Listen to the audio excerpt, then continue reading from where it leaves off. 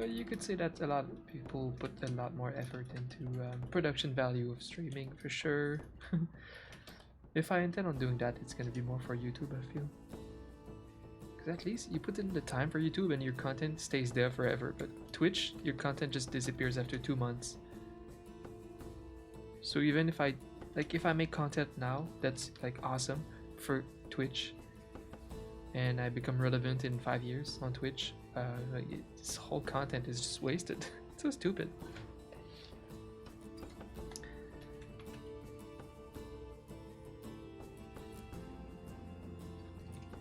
All right. Pop Time is a bot. It's a famous bot. Every time you say pup or puppy or dog or doggo, it's gonna spawn 5 random dog emotes from different channels. And I met the guy that runs this bot at TwitchCon. He came to me because, I don't know, he knows me, and Fi he came to us. It was fun. He didn't want to take a picture because he's kind of a persona. He needs to stay anonymous.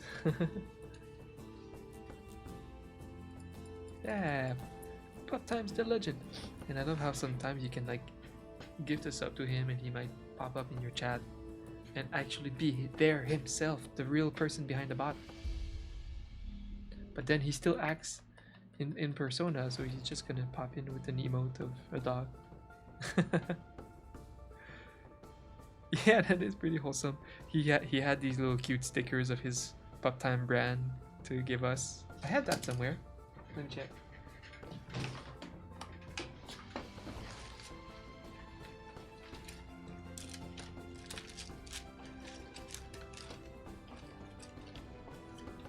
Where's my Pop Time merch?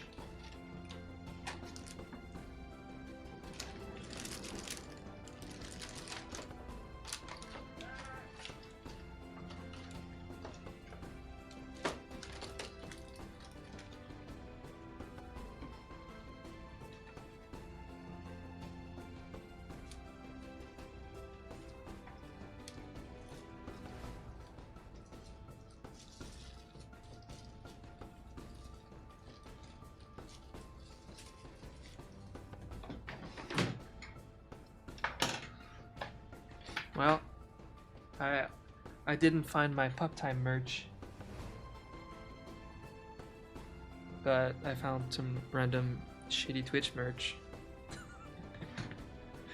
in the little fanny bags that they were giving us at TwitchCon. They were giving us some loot, and these were like the cheapest sunglasses I've ever touched in my life.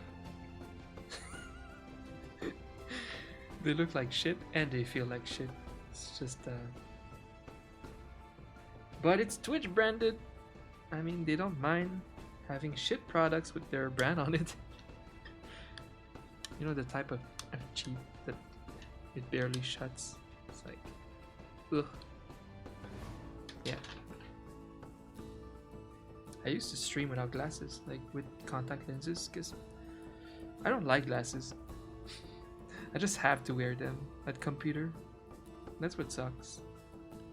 So at least I do like my new glasses, you know. It can be fashiony, but I just don't like not having the choice though. My eyes become so dry like instantly when I wear contacts at the computer because I don't blink as much.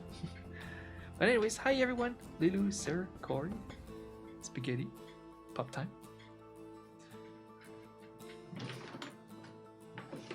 I got some Pop Time merch somewhere.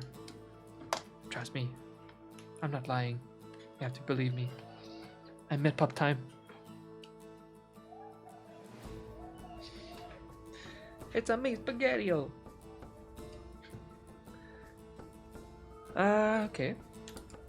Okay, you have to tell me, how's the music sounding? Is it too low right now? Because I absolutely can't tell. Since I've been using my Bluetooth wireless headphones, the numbers, the volume amounts and numbers all are changed. Okay, it is important to me that you guys hear the music.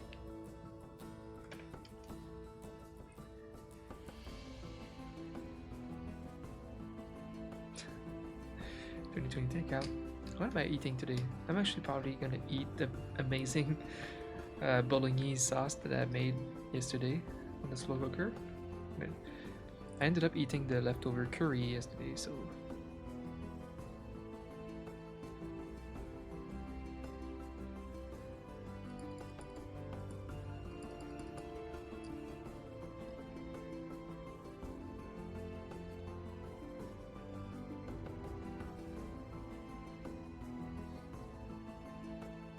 Okay.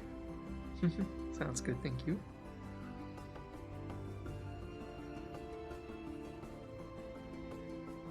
Can't see the word? What? What word? I don't know.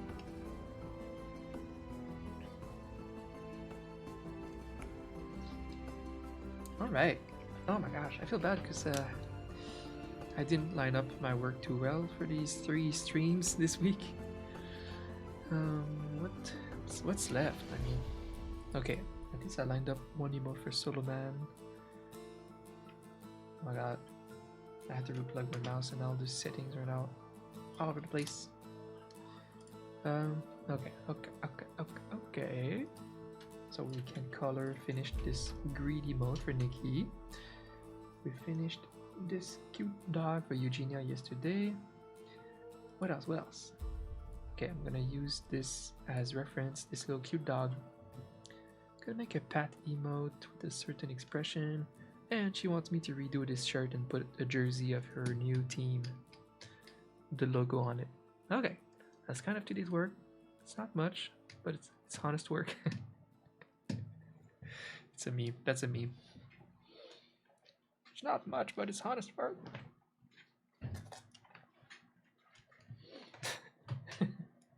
It's that meme with the farmer saying that. That's basically me right now.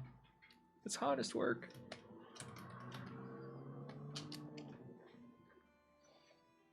You guys are cute. How are you doing today? I started my stream late. I feel bad for starting so late. I should be able to start earlier. I'll work on it. Thank you for following. Okay. Cute dog. Channel the cute dog energy. Start with the nose. Because once you have the nose, you have everything. You start seeing things.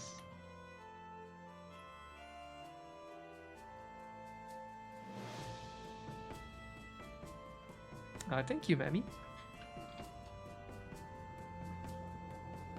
And welcome.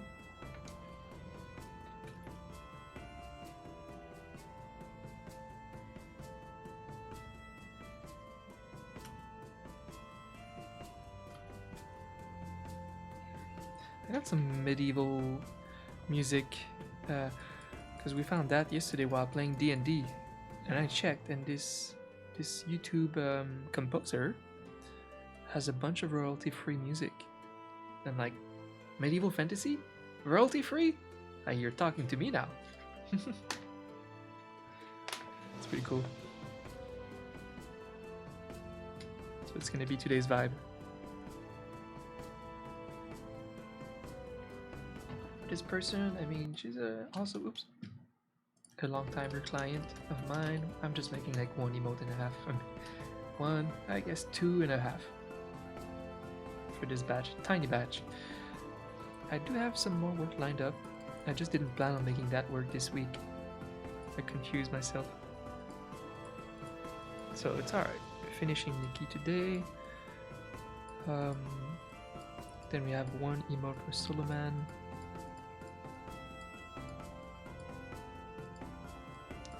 A new commission, 5 emotes for another client, and oranges, but for that I need to hit up my client again and see how many more he wants. It's crazy how much he trusts me. He trusts me so much, this client, with my judgment, like my ideas. I love it when my clients trust me with ideas. They're like, I don't know what I want, but I want like 5 new emotes. I trust you. And then they just like fall in love with the result. I love that. It's kind of a challenge for myself, like, all right, let's make something that they will just adore, you know. But you have to make sure that these clients are not the picky type. You don't want to do work like that for picky clients, because then they will just look at what you've done without instruction and be like, suddenly I know what I want, and I don't want this. Change it. Now, the picky clients, you want them to give you all the direction possible, imaginable. What's up, chat? Mods are too nice here. Oh. I have mods? Literally have 2 mods.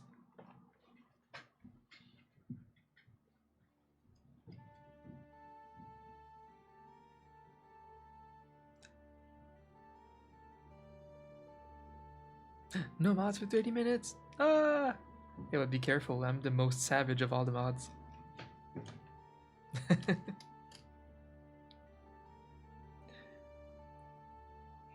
You seem a little hyperactive today, Sarah. I think you should go for a run, come back, have a little soda.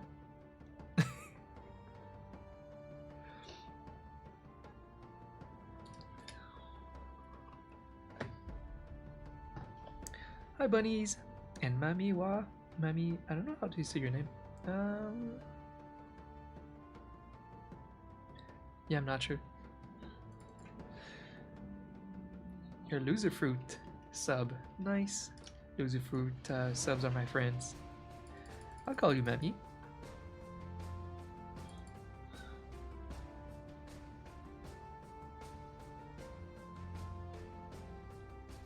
Oh, because you have work to do, Sarah? I used to have a timeout available for redeeming with the channel points, but we absolutely don't use the channel points anymore. Because then, I hate channel points. Because content creators, you know, you make content for a bunch of people at the same time, and suddenly someone redeems something that you have to do for them alone, and it just kind of takes away from the thing that you do for everyone. Especially when they get mad when you don't do the thing.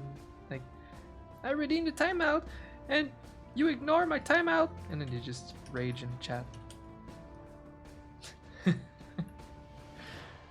So I don't do channel points, even though I actually worked with Twitch on the channel points. I made a big default pool of little icons that you can use for the channel points. I did that last year. That was cool. I like working with Twitch when they're not cheap and they can afford me. Let's see if I can find it. Oh boy.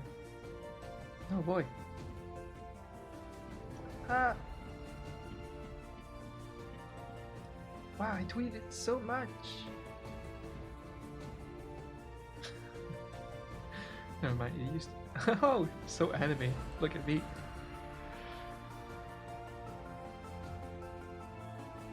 I'm losing interest quickly. 5, 4, 3... I don't care enough. It's in my portfolio somewhere though for Twitch, the little icons I made.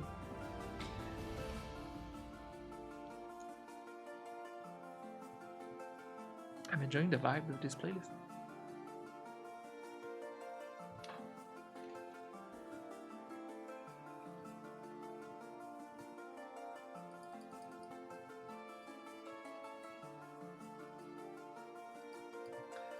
Can people buy emotes that you make? Well, that's a good question. I mean, most of my work currently, and since I've been making emotes for like 5 or 6 years, is exclusive to my clients. It's becoming difficult for me to accept new clients for exclusive emotes because I have so many long-term clients.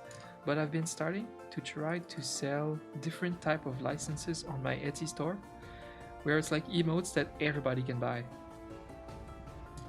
So it's a different license. So it's like by purchasing that listing on Etsy, you kind of buy the license to use these emotes on your channel. but they're non-exclusive, so like other people can buy them and use them. It's like a different type of emote business that I'm growing to on the side. But I don't have a lot of these emotes yet on my Etsy store. It's just like 2 batches of Genshin Impact emote. I want to make more though. As soon as I'm caught up with my work, I would like to make more emotes and things like that for my Etsy store.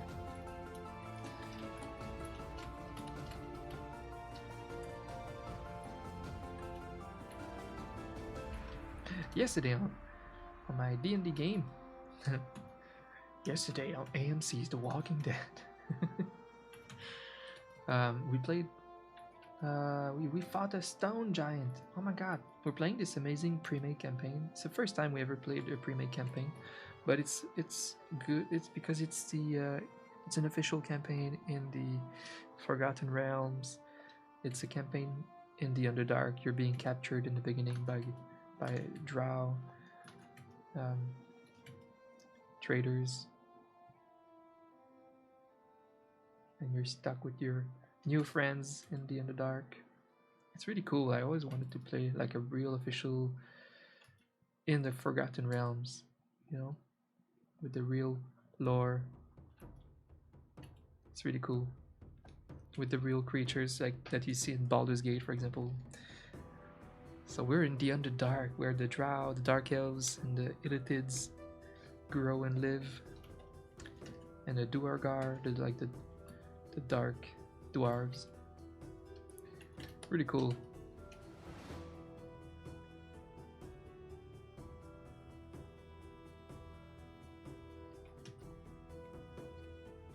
You would love to be client? Ah.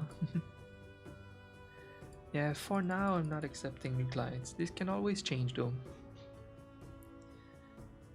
Well, I appreciate your interest in my art. I always very much do.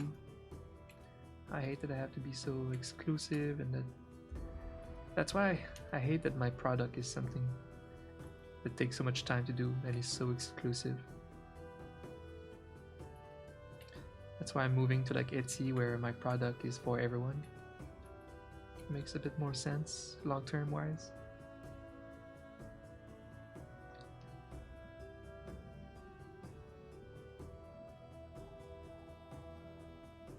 You don't grow an enterprise by selling your time exclusively to one person at a time, that's for sure.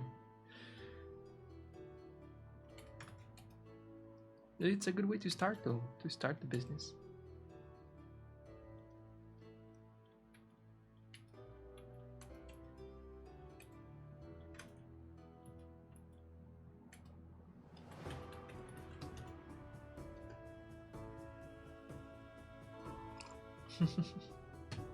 Thank you, Memi.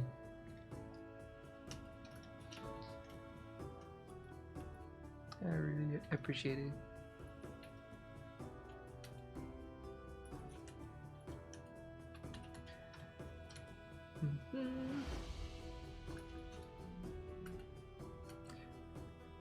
So strange, I started my emotes week like Wednesday, because I spent the whole weekend plus Monday making an artwork for my next YouTube episode. So it got me late on my emotes work this week, and I started my week Wednesday. So Wednesday was like my Monday. Really weird.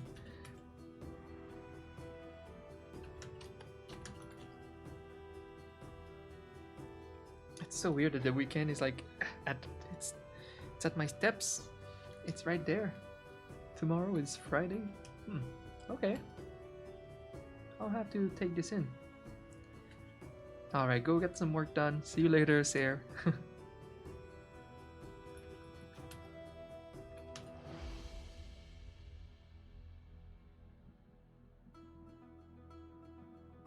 Buy an emote, but it's a bit much for a wee person.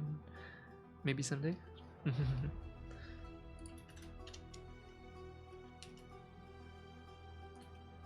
Oh, you meant like from Etsy and everything or something? I don't know. Appreciate it.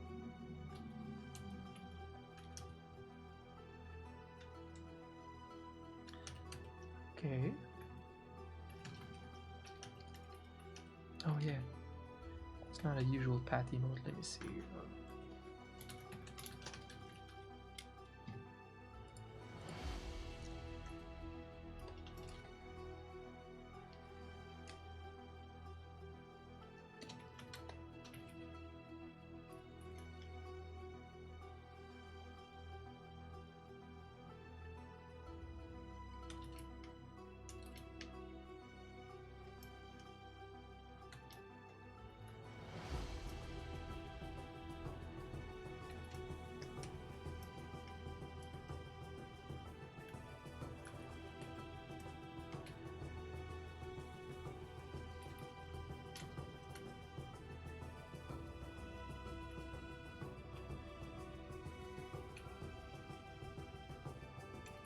first thing I'm doing this weekend is getting a haircut.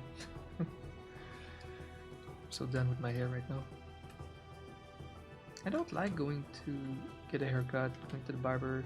I hate it. Do you guys feel that? Especially when cause I moved here like 3 years ago. I don't necessarily have like a go-to guy. I like it when I have like a go-to person that I'm getting to know, and they do my hair like decently every time. But I'm going to like a salon where the guy that sometimes cut my hair is not always there, and then it's like a place with many hairstylists, and you kind of supposed to just walk in and get anybody to cut your hair. I hate this so much. Because like, oh, my guy's not there. Well, guess I'm gonna get a new person that's just gonna do whatever with my hair. It's a big like hit or miss kind of thing.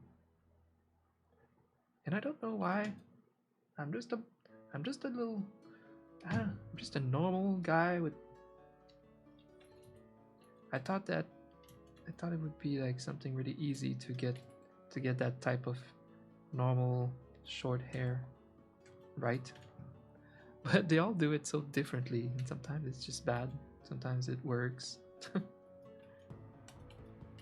You would think that being a hairstylist for girls is way more challenging, and they do charge more for girls. But yeah, it's like even for guys, it's so hit or miss. I need a long-term hairstylist that knows what's up.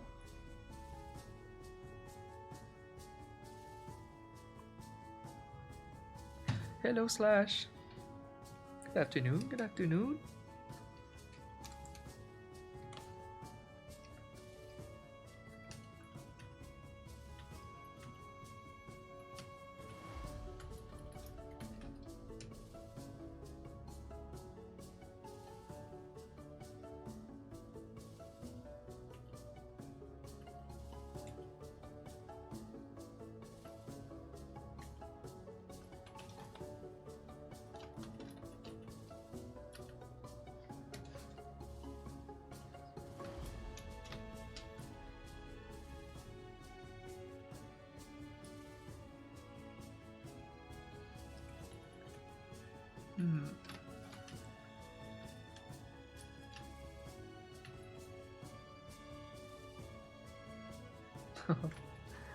Cute.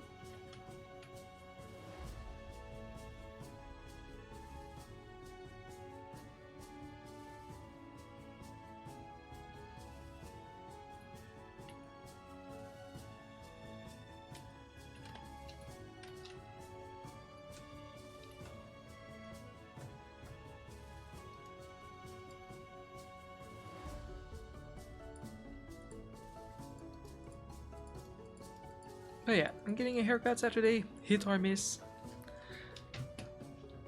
At least it will be shorter. It's gonna feel good. With every changes I'm doing in my life right now, I'm starting to lose some weight.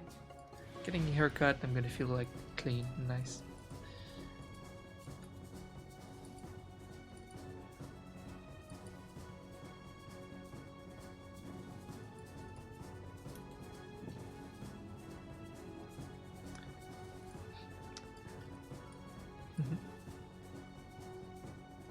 Who did I make a pat emote for?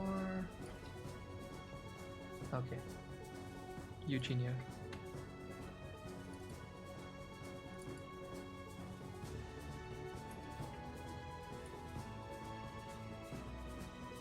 I'm thinking of stealing my own art.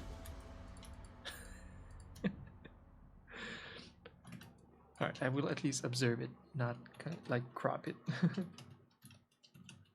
Okay. Oh no, okay. Oh shit, it won't be a human hand, it will be the other dog. Oh. Wait.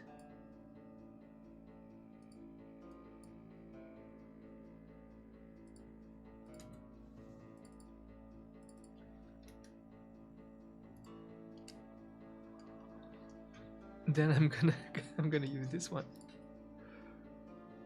Okay. Okay.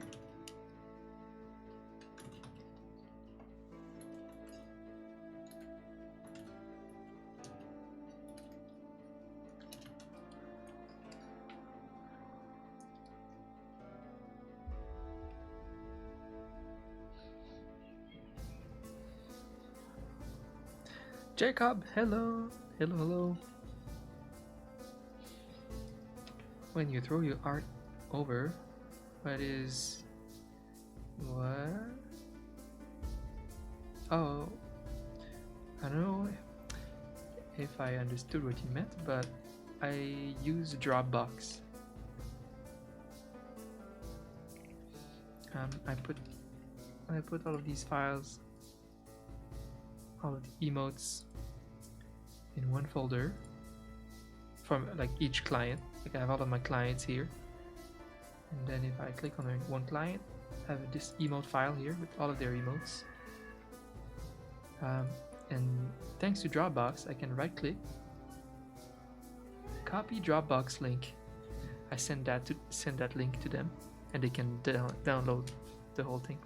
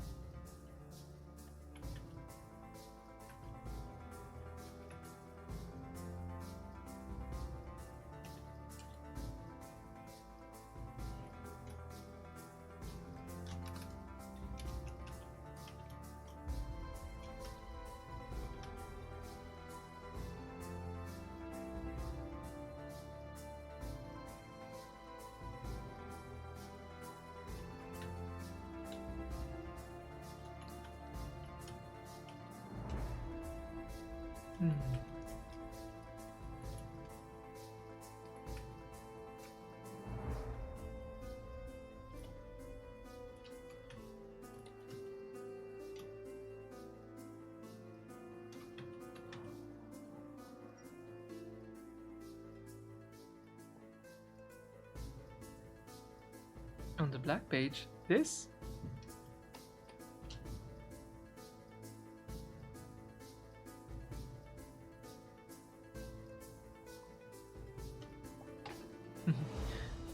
This is interesting. This is actually just a canvas.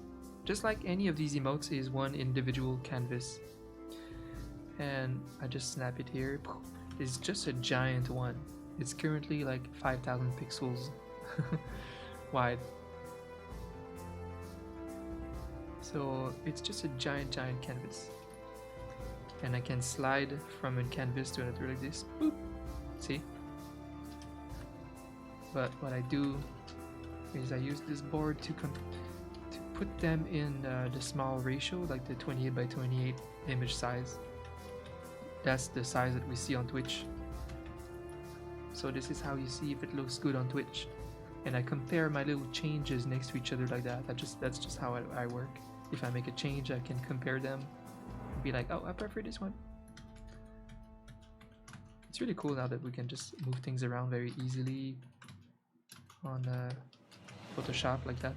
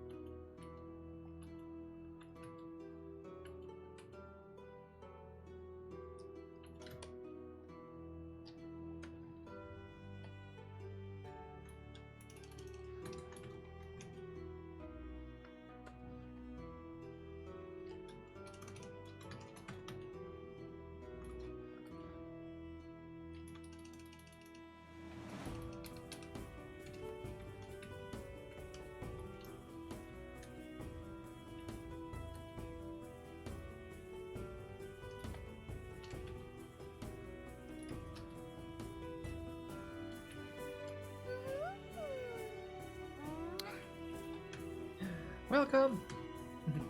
That will be a big dilemma which side to put the paw on for this patty mode. I don't know if we have enough people for a good vote today. Most of my regulars are not there yet.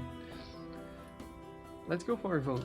Do you prefer the look with the paw coming from the left on this emote, like number 1 or 2?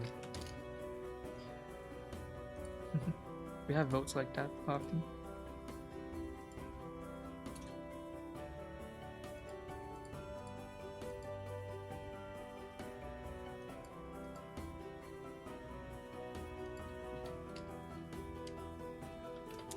Let's see.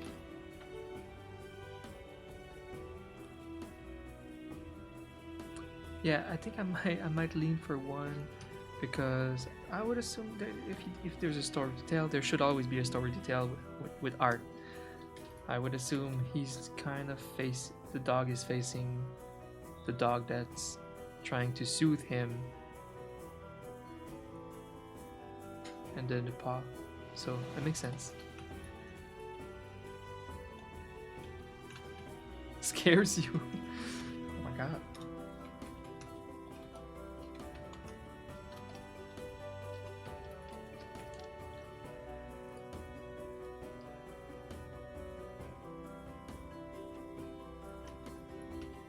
So, let's see. She wants this expression in a patty mode.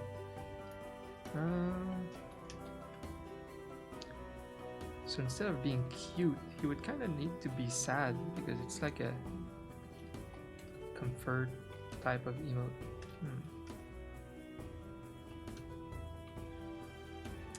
It's complex.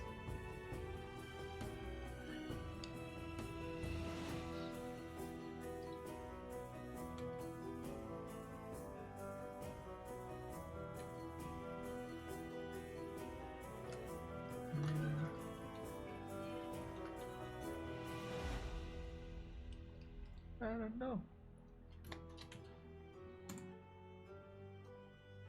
When you don't know, more coffee.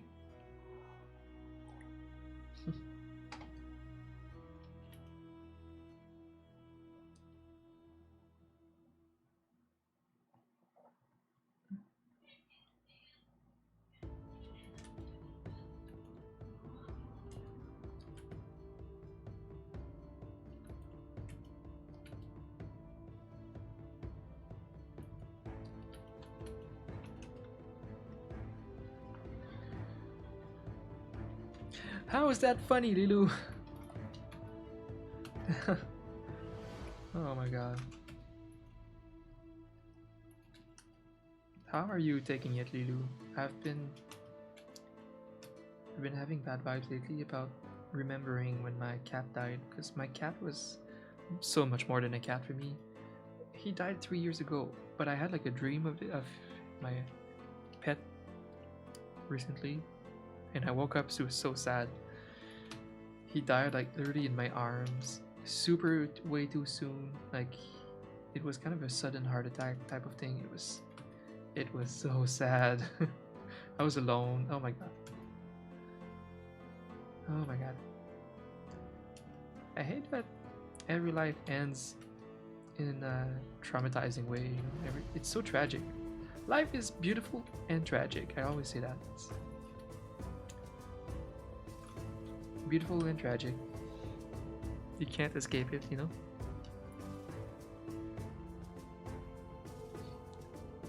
"12 years old. My cat was also 12. I feel like some cats can live like really long, like older than dogs, like 22 years old. My cat, it was at 12. So strange. He was still looking kind of healthy.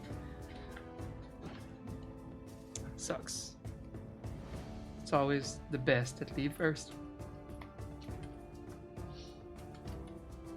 Okay, that looks cute.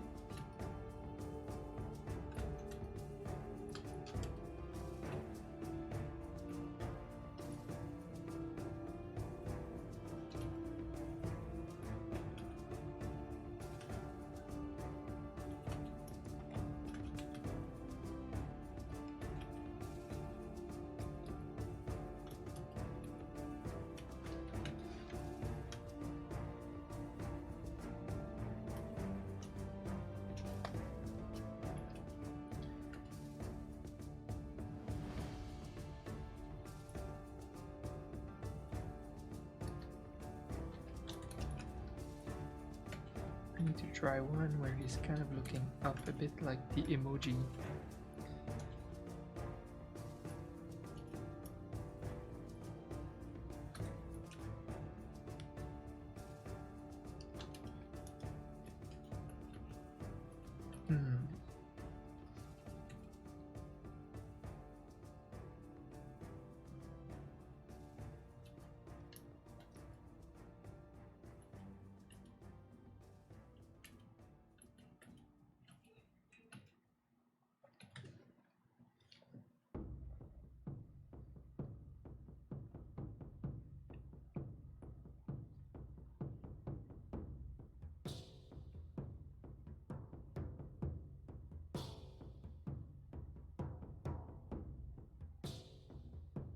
I'm really sorry to hear, Lilu, about your family dog. That's always super sad. My uncle always had dogs, and every time they die, he's like, "Oh my gosh, it's the last time. I don't want to live through that again," because it's so sad when they die. Because these pets, I don't know. I've seen some people that really don't care about pets, like their pet die and they're like, meh. I have seen that, but some people they're super empathetic with their pets and they view them as a member of their family and they really get attached to them. So then when they die, it's like losing someone close to you, like a close cousin, or to me it was like losing a close friend. Like I said, it was more painful for me to lose my cat than if I lost a cousin. Well, the more distant ones, I guess, that I don't see often. But it was very, very painful. Because my cat, damn, he was super abnormally awesome. And super smart. Everybody loved the cat. So smart. Like, huge personality. And yeah, well, I was kind of a loner most of my life, and my cat was always there during these 12 difficult years. So it really sucked when he left. But you know what? He's still with me through the power that he gave me. That's his legacy.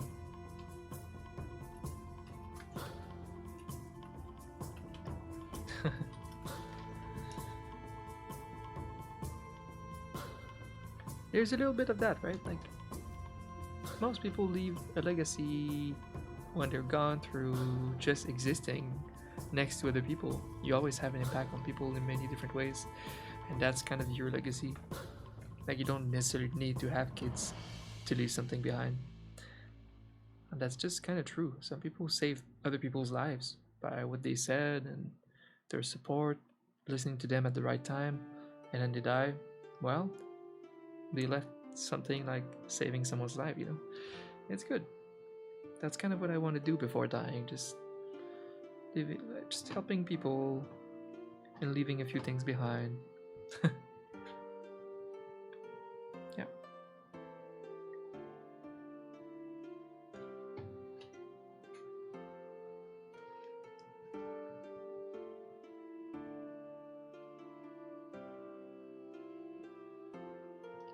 You have kids, Lilu?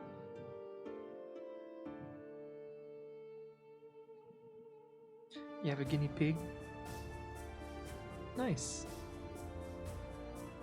You have no idea how long they live. Probably less than dogs, I would assume. I don't know though, because dogs don't live that long.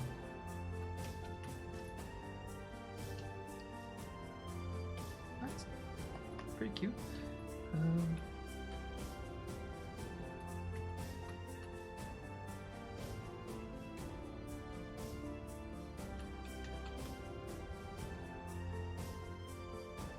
Three kids, nice. Yeah, I forget you're like 33. I'm the one who's behind with no kids at 37.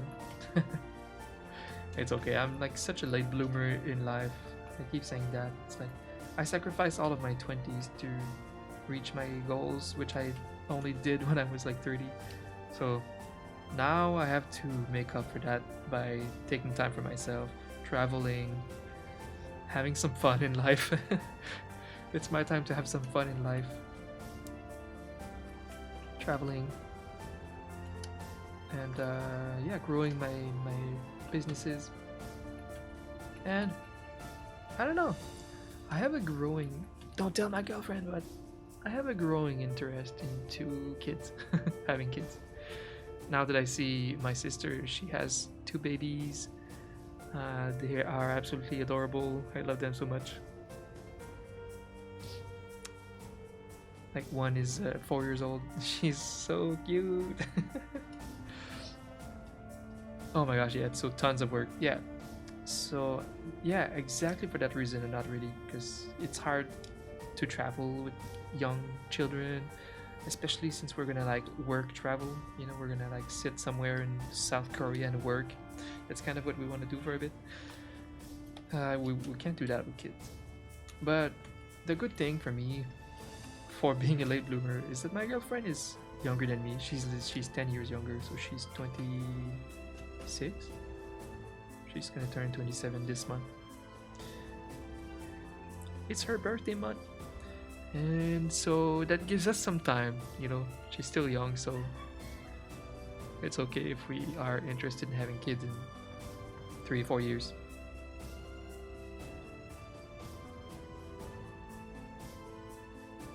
A lot of my friends, of course, are my age, and they've been coupled for a long time, and they have no interest in having babies. Like most of my friends, it's interesting.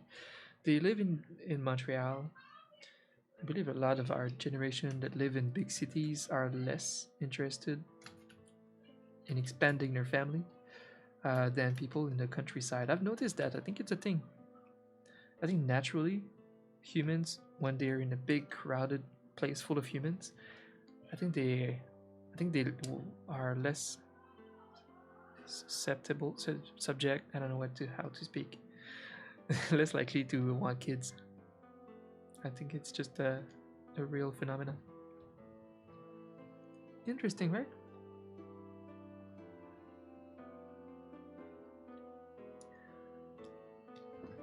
It's funny because my kids are always like, Dom with kids, Dom a father.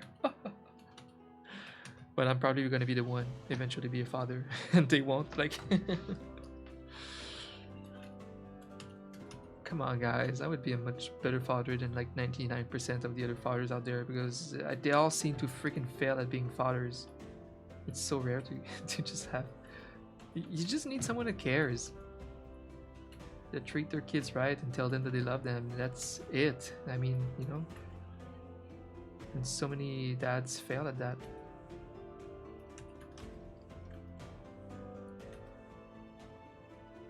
So yeah, my friends may laugh at the idea of me being a father, but I would probably be a good father compared to most.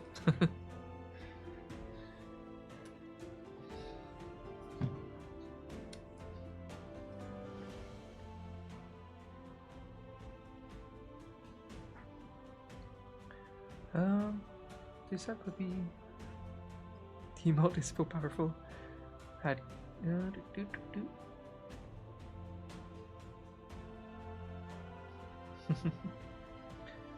it looks like so much trouble. My sister right now is freaking out. She and her boyfriend, because they are stuck in the pandemic. It might be a situation right now too. Being stuck in the pandemic with your children, they can't really go to school. They can't really go to kindergarten. They're just stuck with their parents and 24/7. The younger will wake you up at 5 in the morning and stay awake, and oh my god, it looks like hell. All day you have to care for them, like you're just devoted to them. Oh my, I can't do it right now. Me and Crystal were both on the huge business grind, you know, we're like both ambitious. We're kind of doing what we want, but just working really hard towards our goals. That would be so hard to do with a kid right now. So yeah, if kids, in a couple years. Not yet. So you're the wife of an officer? I'm an officer's wife.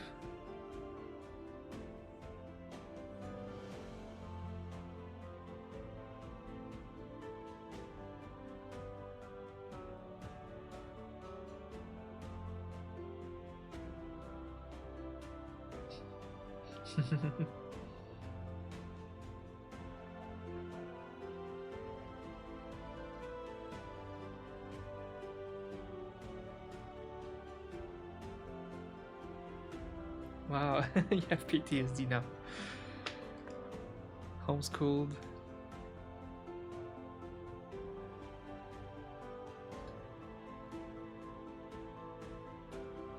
Yeah, Canada is very strict with the pandemic too.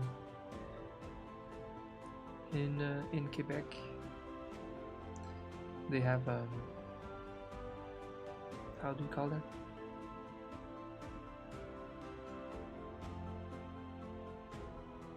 A lockdown. They have a lockdown at 8 p.m. Oof. Like you're not even allowed to go out. That's so dystopian. Oof. I'm in Ottawa right now. It's not as bad. The mall's finally open, so I can actually go get a haircut.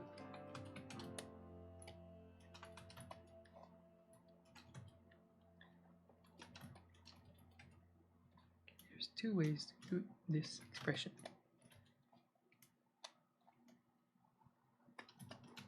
The other one. Ah. Smaller eyes.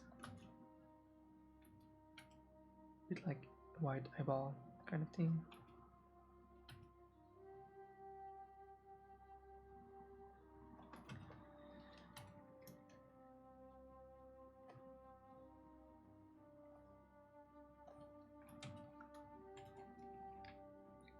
The curfew, yeah.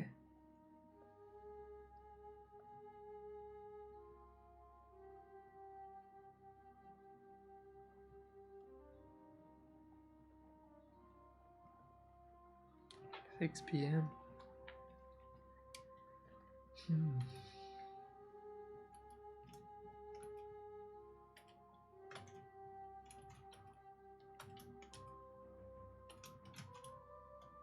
Must be so frustrating to be in some of these states in the United States where half the population doesn't agree that they should wear a mask or get vaccinated. You're just stuck with them, and you're just sacrificing for them, and it's just not. That must be so frustrating. At least here, everybody agrees that we have a duty to do, and we just do it, and for the sake of society. I mean, if you don't want to do sacrifices for the sake of society, go live in the woods. I mean, it's not that bad to just wear a mask and get your vaccine.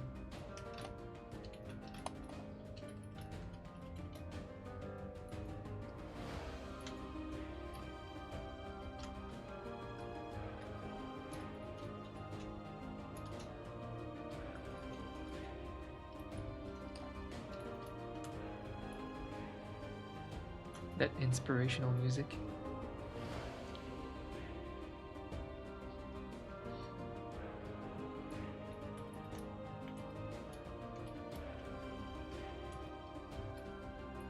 CR1, you're supposed to be working.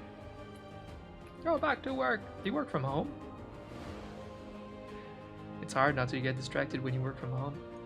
Honestly, sometimes streaming helps me because I have more of a duty to keep doing what I do. Like I won't stop here and go watch TV, right? I'm streaming, so sometimes it helps me. I'm really slow, but I'm still kind of feeling like I have a duty to work. So sometimes I end up doing more when I'm live, even though I'm so slow, because I talk.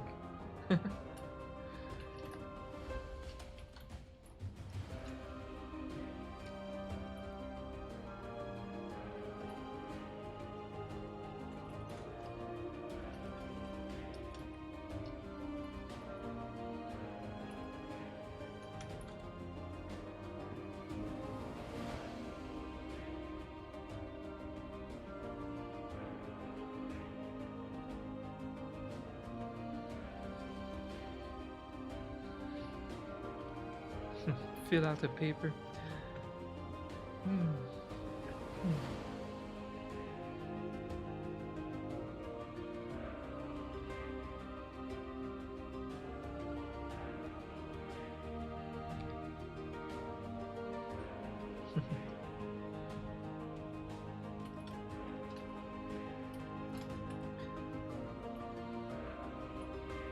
Yeah, it's really interesting that I started my freelancing business by like finding this idea of streaming myself making my work. It's weird, right? Because it's not content made for streaming. Because my content for streaming would probably be better than this, but it's not as safe because I can't really generate that much money with my stream. So it was just a smart move because I'm making money from my clients right now. It monetizes me here doing this, and the stream makes it fun, and sometimes even monetizes it better or gives me exposure and stuff. You know, it's a pretty cool thing to do because I'm like having fun, but I'm also working.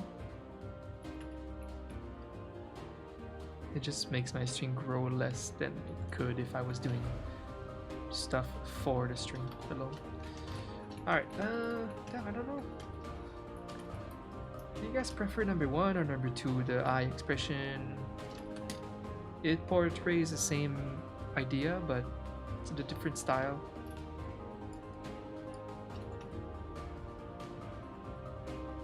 Hey, Spaghetti's still there. Then you have to drive home.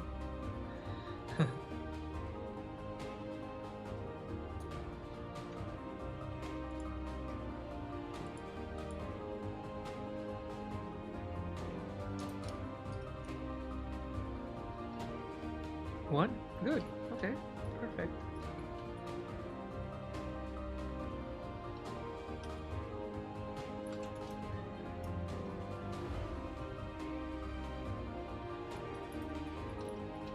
You got some jewelry?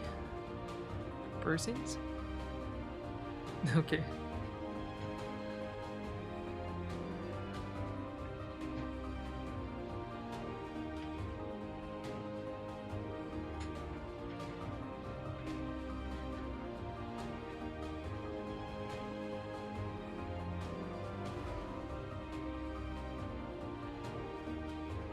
Did you know that this emote was influenced by Admiral Beru's Pog emote, which I made? It's funny how I can always tell when something comes from me. But it's like I said, nobody knows. Nobody can tell. That's what sucks. With this kind of work, you just never really have any credit.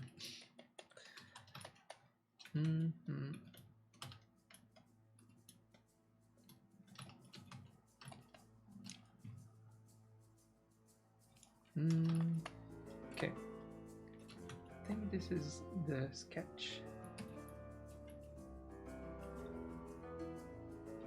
So we got these two.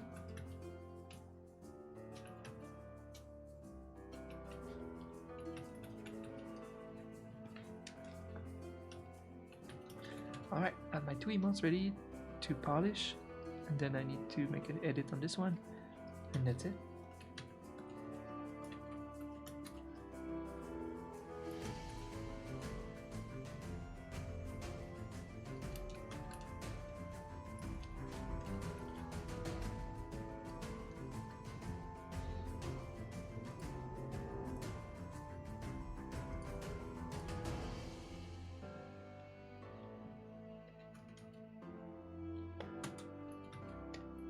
Oh. What?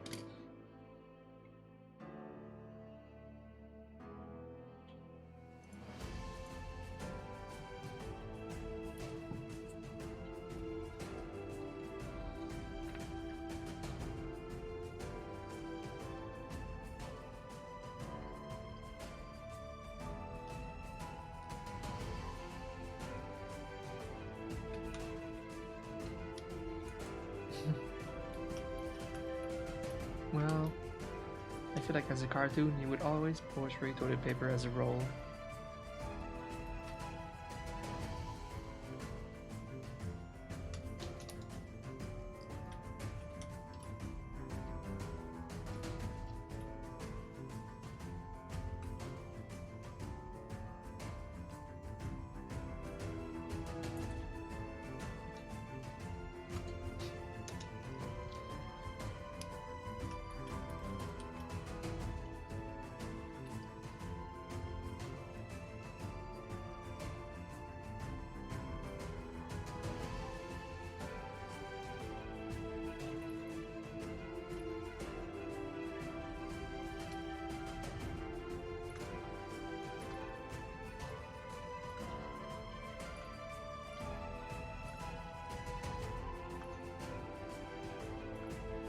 I saw this story on Twitter the other day. I think it's a girl born in England, moved to why did she move? She became part of like an extremist group. I think it was like the, ISIS. She became the wife of someone there or something, and now she wants to come back to her homeland, but she is denied citizenship or something.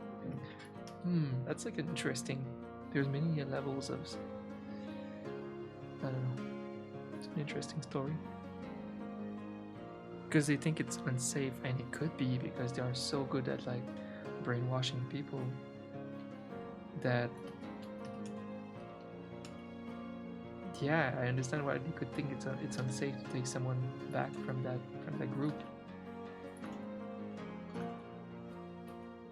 Just so hardcore how these extremists prey on I don't know, kind of young people. They brainwash them.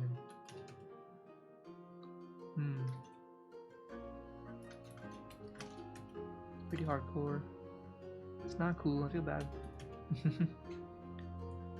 feel bad for the kids that get brainwashed into these groups.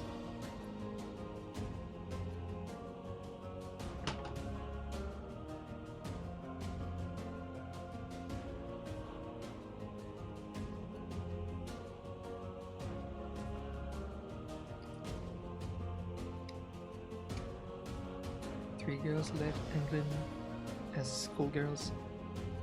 They tried to get them back.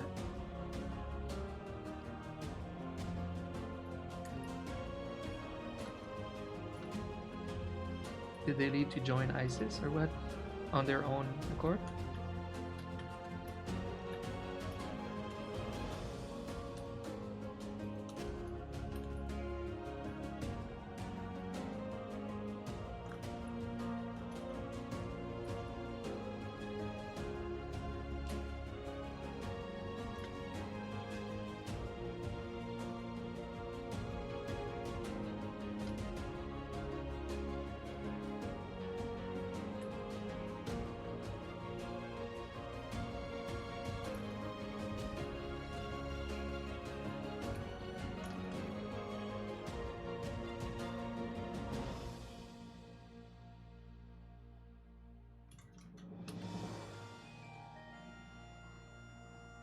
Yeah, that's it.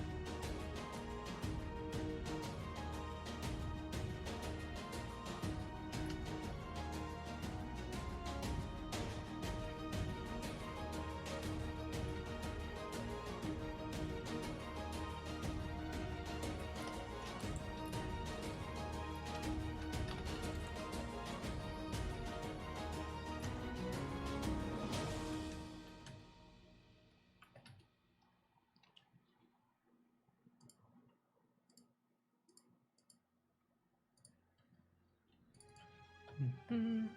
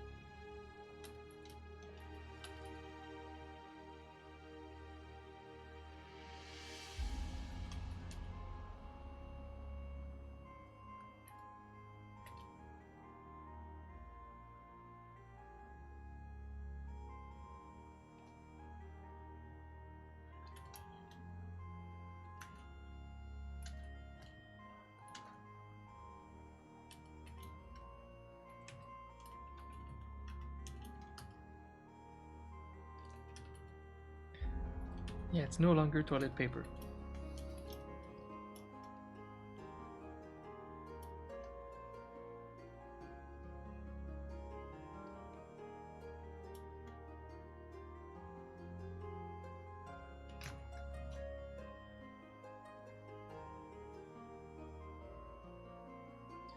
I had a long time correspondent friend from France that I've known since I was like 15. We were both little artists and both little writers. We had like the same interest, writing and art. And it took her so many years to find success, just like me. We were both telling each other we're just gonna make it when we're 30, like many artists. And now she's this famous cartoonist. I don't know if you know her. I don't know how popular she is in France. Sophie Guérive. She's a friend of mine. And well, yeah, she really grew in popularity, at least among the cartoonists in there. She has a really unique style. So it's really cool to see her succeed, and then I succeeded too in my own way. Like, it's pretty awesome. we worked so hard, and we both make a living with our passions now. It's a cool thing.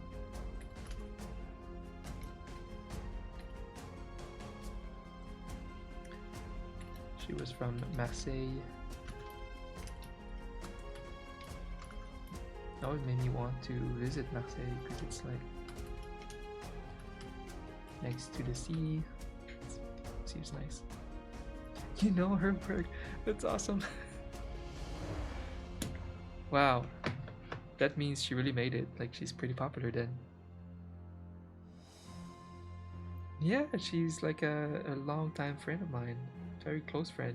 We haven't spoken in a couple years though. You know, life. She's just growing a family right now, and I'm just working really hard, but I'll catch up at some point. We used to talk so much. I met her once. The crazy thing is we could have been a couple with a different timing of life. It's so weird. She came to kind of meet me, and I was at that time with a in a very toxic relationship. I managed to only like meet her once while she was here. Yeah. And Crystal is cool. I would tell her that story. Yeah, and it's a long time ago. I still feel so bad. She kind of came to meet me, and I was in that shitty relationship. Oh my god. Oh my god. Yeah, Tulip is her biggest creation. Yeah. Yeah, I wish things went differently.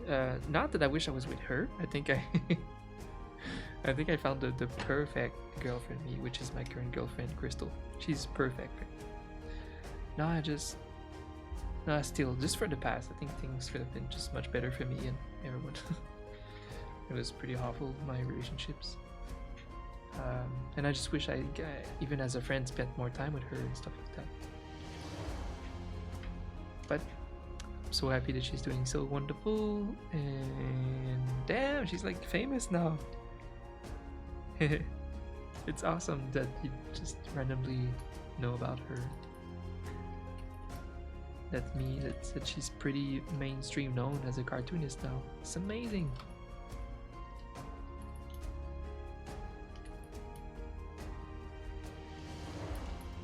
Makes me happy to hear. Yeah, I should probably talk to her soon. Yeah, she just had a second baby. She's busy being a mom right now.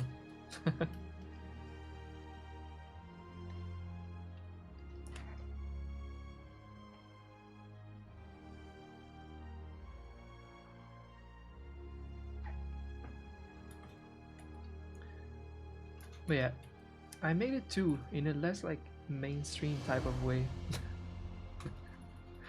It's just I have a successful job living, making my passions, my art.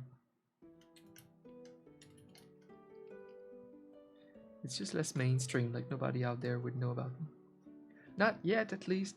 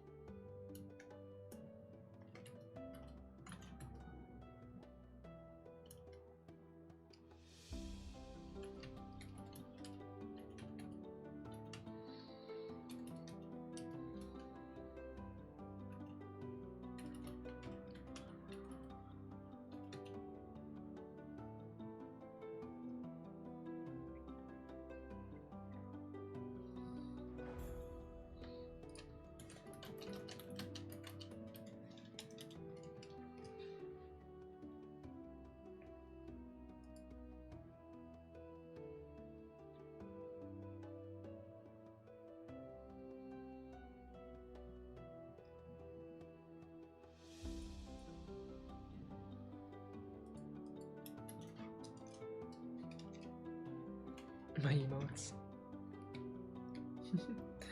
I don't think it will be my future legacy. It's just kind of my start.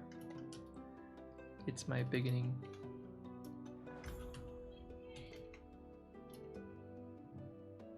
Because I have big ideas, ambitions, and I never could really make the time to do that before, but now I can. I'll be able to put out my stories. I love writing, I love making stories, and now I'm building this skill with art, so I'm just gonna combine these two and make stories, illustrated stories. For webtoons and probably YouTube too, in a way. That's my future passion project. Otherwise, I just want to also just build my YouTube channel, kind of just become an art YouTube channel.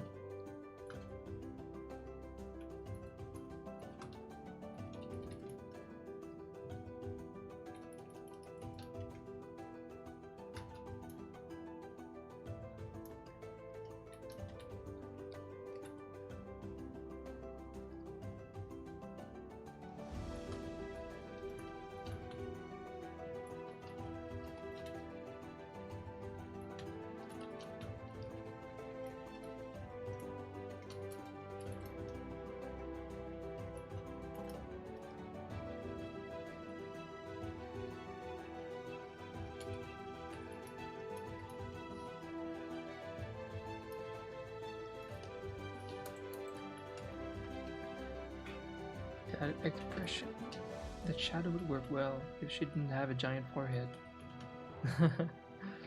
I might push down the hair a little bit, we'll see.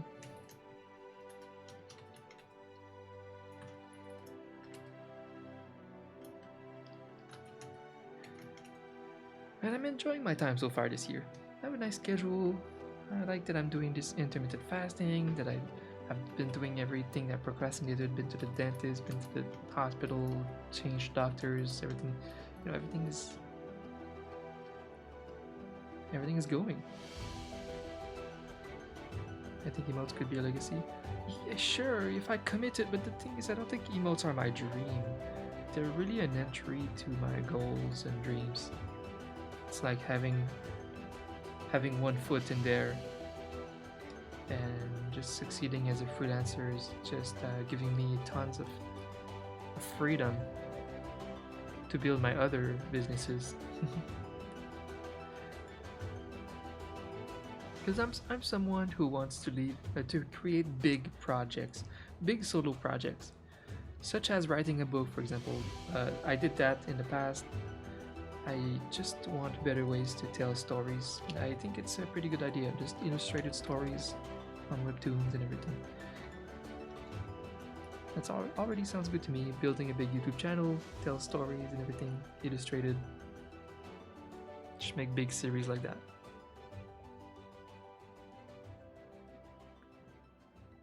So I'll be kind of a writer and an artist at the same time. That's my ultimate goal.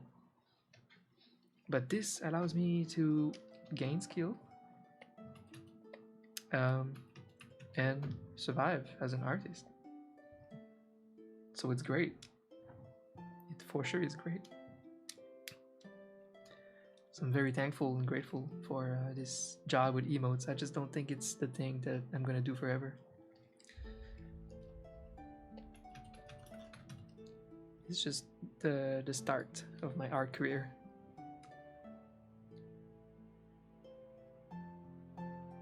Changing piercing is what I'm hard. Oh, at the dentist the other day, we're like, "Is it okay before we take the picture of your teeth if we remove? If you want, do you want to remove?" I'm like, I haven't removed that thing in like 15 years. I'm not gonna do it because I don't want to loosen the little thing.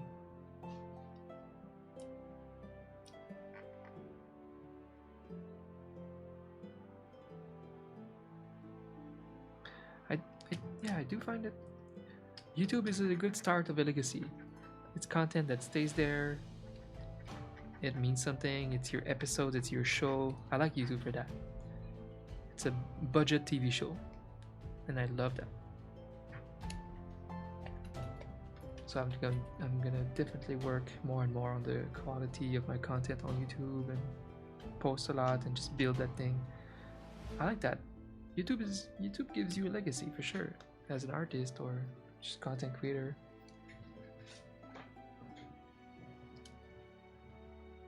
It's more content from the heart instead of just doing a commission for an artist that tells you what to do. That's why this stuff is more meaningful to me than emotes.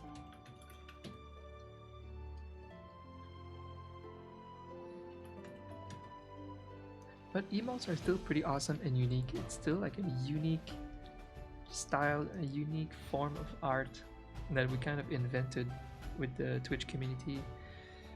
And now it's becoming bigger and bigger, and people really want to become emote artists as if it's like a career field now. It's just funny. Alright, Nicki, what are you wearing? I'm gonna call Nicki. So, what are you wearing?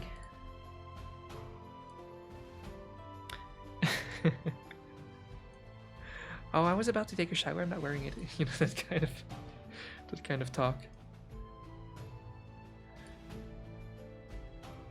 It's funny when I have to creep on my clients and look at their Instagram to find out what, because I like making their character wear different things that they actually wear in real life.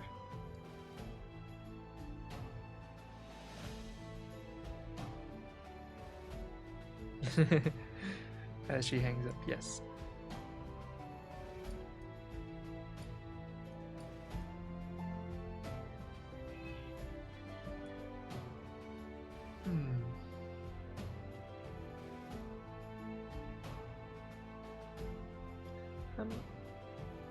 Oh, damn it. I was gonna say purple, something purple, but she already has a few purple ones. Um,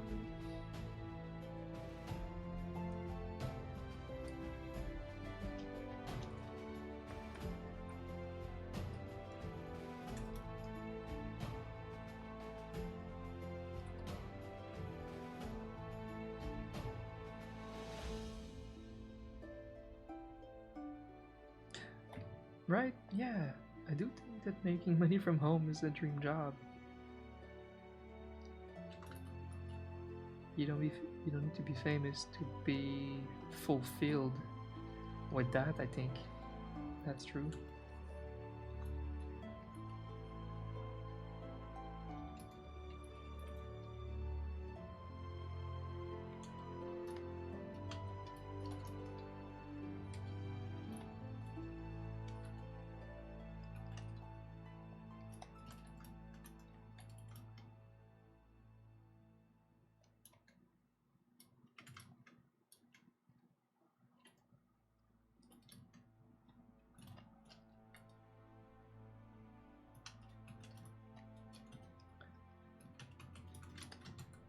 Hmm.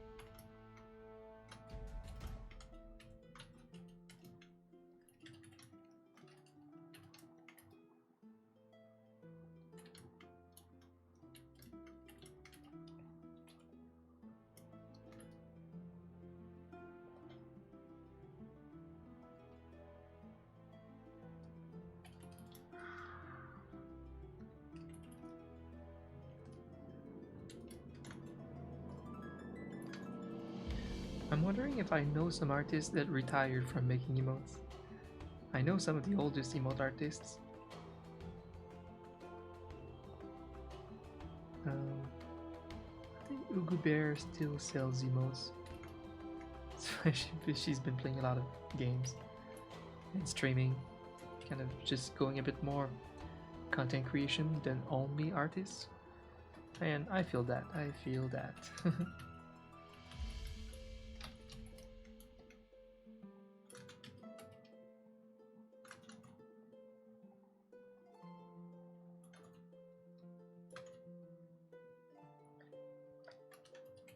I mean, everybody likes that kind of streaming and playing games.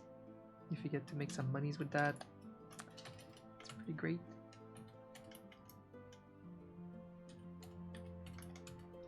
It's really stressful though to be a small streamer, a game streamer, because you have nothing else. I'm lucky. I'm lucky to have all of my art businesses to back me up.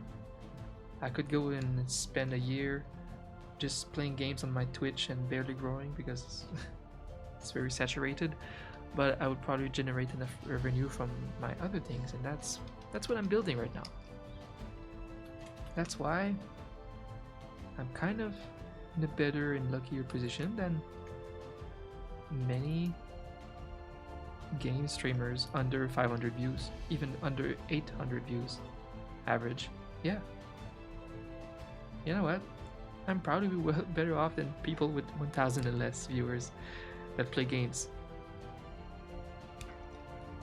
It's hard to monetize a Twitch stream if you're not one of the top 50 streamers on the platform, you know? Because the top 50, it's like capitalism in the States, like the 1% makes 99% of the money of the platform. The rest are starving. So yeah, I feel grateful that I can, because I love streaming, and I feel grateful that I can afford doing it thanks to just my art job. That's awesome. And I can also play games sometimes. Of course, I play less games now than I used to, because I'm really pushing right now. I'm really pushing my platforms outside of Twitch. Eventually, though, I will come back and like play more games here when we have like tons of people coming from my YouTube channel. That's a dream. We'll make it. We will make it.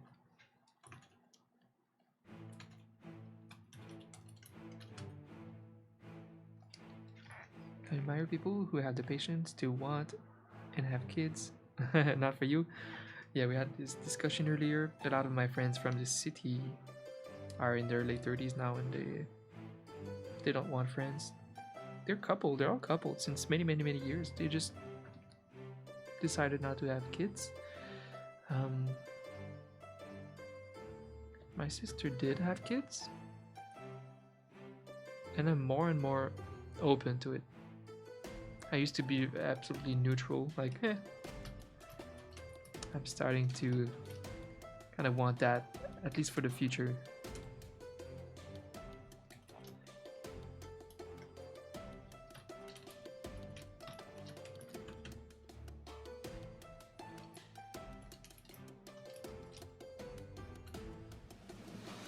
Because I can see where, we're gonna be living in outside the big city. We're gonna buy an actual home, a detached, nice home with some space. We're gonna have some space. We're probably gonna have a decent size home in the suburbs.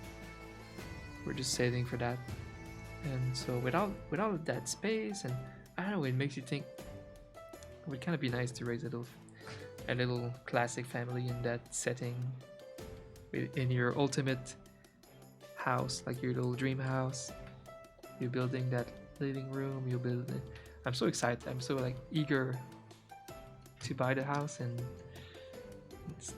I don't know, the house dream. It's new to me. I'm just there in my life now. I guess now that it's something I can soon afford. It's in the back of my mind. I'm thinking, it's gonna be so fun to like build the decoration, the furniture, just shaping it like you want, exactly like you want, because it's yours. It's not your parents. It's yours. It's like my room, but the whole house, and it's just for you to just furnish. And I'm excited for that. Yeah. In that setting, I could see myself having some kids with it.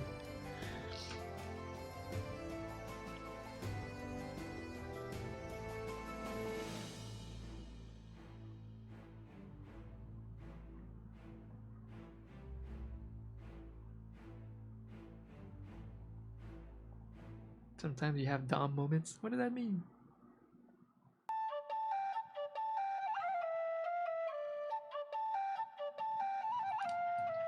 Toot toot. Time to dance.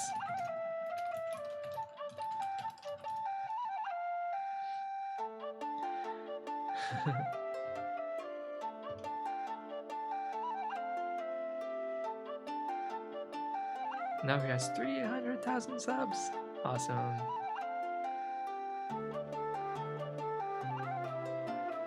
It could have been good for you. Like, as an editor, you would have liked to stay an editor. Yeah, it can definitely be a career now these days. Being a YouTube editor, it's a career. Because every successful YouTuber needs an editor. Crystal is growing on YouTube a lot, and she hired her first editor. She will need a second one soon, because she's still editing half of her videos herself. But you reach a point where you can make enough money per video to spend like half on an editor, and it saves you hours of your week, and you don't have to edit. Because yeah, Crystal is editing all the time. I mean, it takes so much time of your life. So if you can finally afford someone to do it for you, when the YouTube pays itself off, kind of, it's so worth it. Fuck.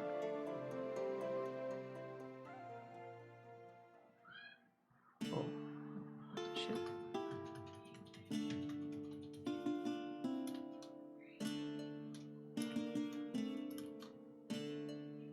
That was mega weird.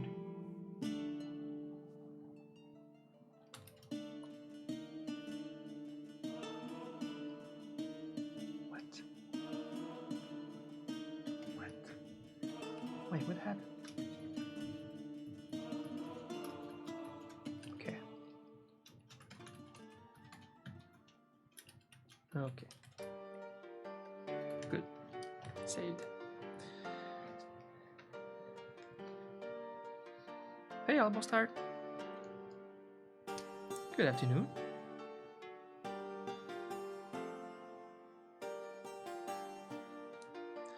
And neglecting the children. Yeah, exactly. I don't want that. I feel like if we had kids right now, they would be neglected. I'm fully aware of that. If I would not neglect, I would neglect myself. Like, I sacrificed my whole 20s to reach my goals and dreams, and I'm finally there. And if I can't do my thing that I have to do for myself to be fulfilled with myself, I would be unhappy. So now is not a good time for me to have kids. I would need to be a bit more settled with my have achieved more with my goals and more settled. Then I could make time for kids. You know, not yet.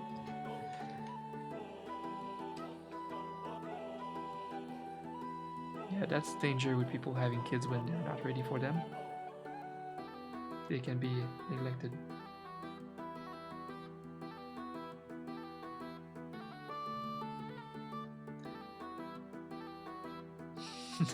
Wow. I don't know if he's trolling, but I'm gonna kick.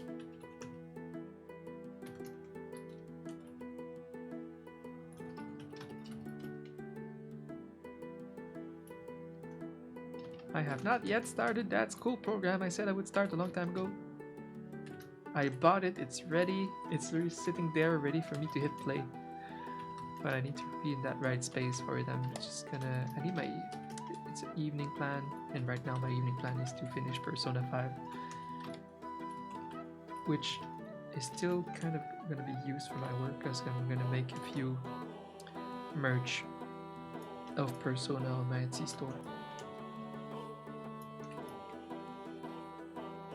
Probably some stickers, some chibis, some emotes, and some prints. All of that, because the fandom is huge and it's great and it's good, it's fun. Yeah, he didn't. It was not him being sassy, he was just wondering.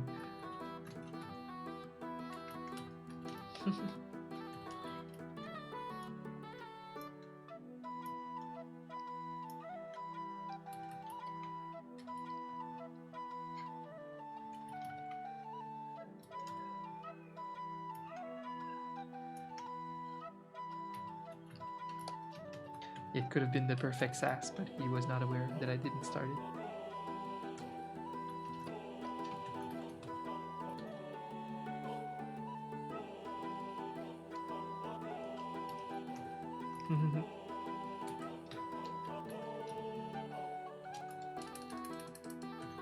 So if I push the hand up like that, see? Boop. Now I can zoom in some more. Boom. Master tricks.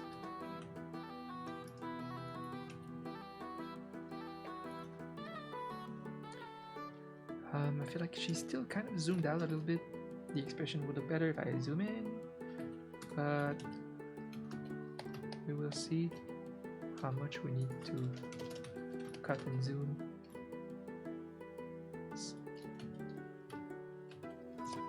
That's not good enough for my standards.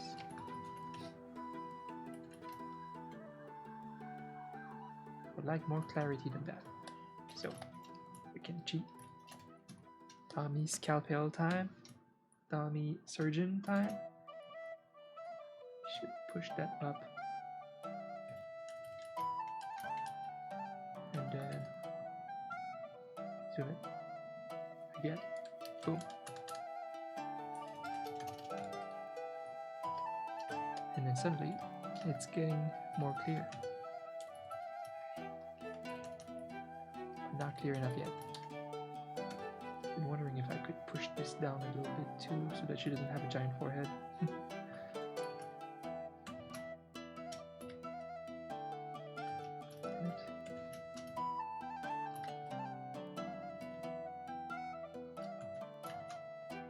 Yeah.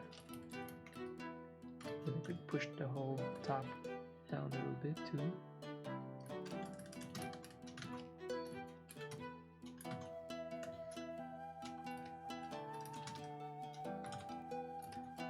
And then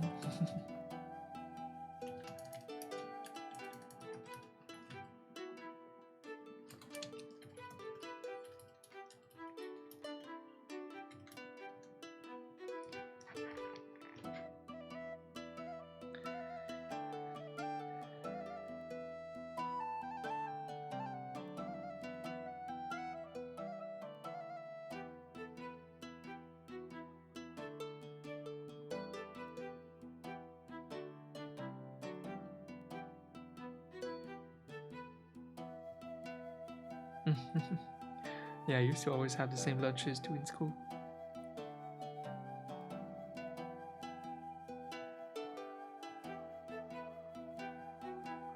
I can't get tired of sandwiches. Sandwiches are just, I love sandwiches so much. I'm just never getting rid of it.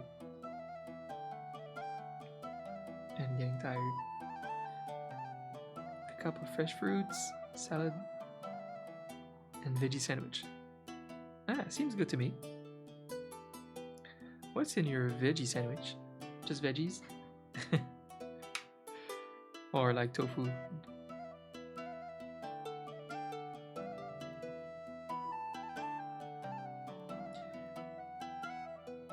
People were eating like a tomato sandwich. What's in a tomato sandwich? I think it's just like cream cheese and tomatoes. I don't know. Seems like it lacks something.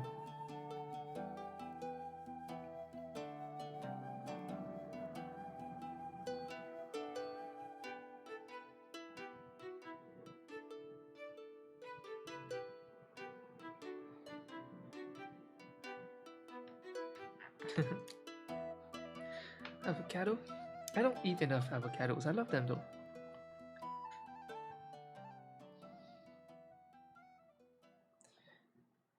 Dijon mustard.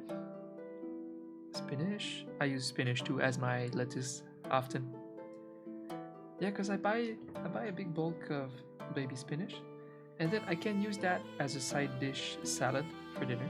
I can use that as my lettuce in my sandwiches, all the while being healthier than romaine or iceberg lettuce, right?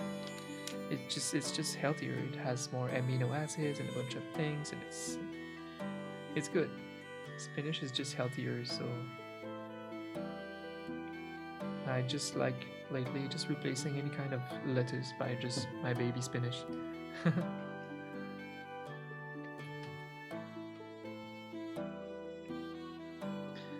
Alfalfa sprout. Oh. Is that the thing? Yeah, in French that's luzerne. I used to buy that a lot. As lettuce in my sandwich. My mom made me have that as a kid with some mustard, like ham, cheese, mustard, and this kind of a basic sandwich. Yeah, it's these are little sprouts. You have it cold, it's crunchy, and you use it like lettuce in your sandwich. My one problem with that is it goes bad so fast. It kind of waters up and browns in just a few days.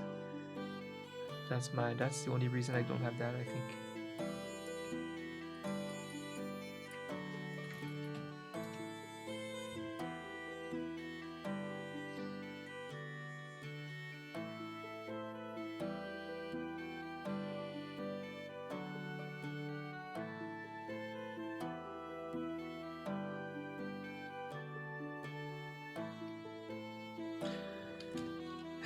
Yeah, since the many years where I started watching a bunch of cooking channels, you know the number one thing I took from these cooking channels?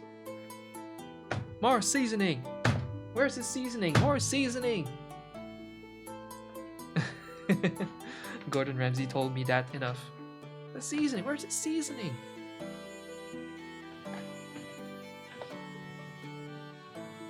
It's like, it's so true. I realized, like, I cook all these meals with, where's the seasoning? It's such a flavor enhancer, and we need seasoning, even in a sandwich. Sure, there's some salt in your ham. Add some salt over your tomatoes. It's just gonna bring up the flavor. Yeah. Hey, Sprite. What's up? Oh, yes, you need that seasoning. Now, seasoning is a very important part of every dish. You just have to find the right balance. I have also started using some MSG. I think it's because of Uncle Roger. It's a good lesson. MSG plays an interesting role too. Hiya! I love Uncle Roger. It's so good. He's so funny. Do you guys know Uncle Roger? Hey, Zartab! Exactly. It makes it savory. It doesn't replace salt. I think the ratio that you can use recommended, it's like 3 portion of salt for 1 of MSG. MSG brings up this savoriness. You taste it and it literally tastes like meat. Like it's a strange savory taste. Yeah. So I do add a little pinch of MSG in some foods now when I salt it.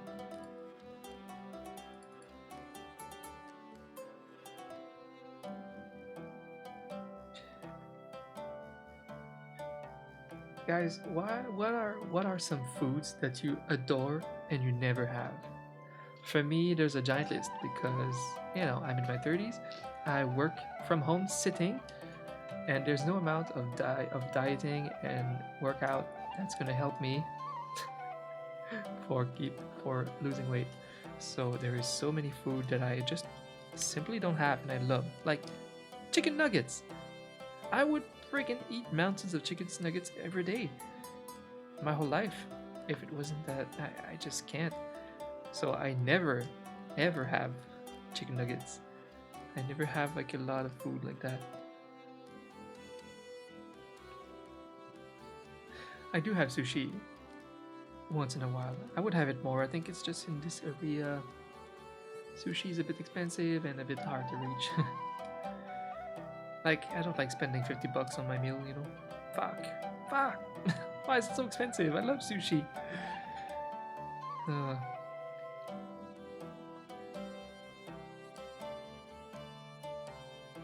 Nashville fried chicken.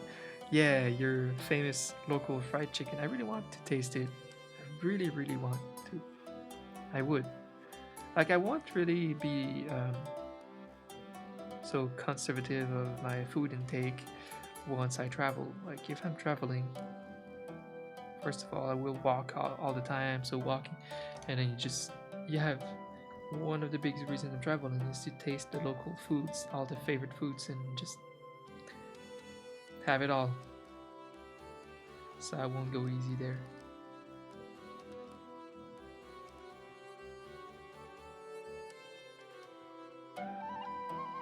Yeah, I've not eaten out in a year, Zartab.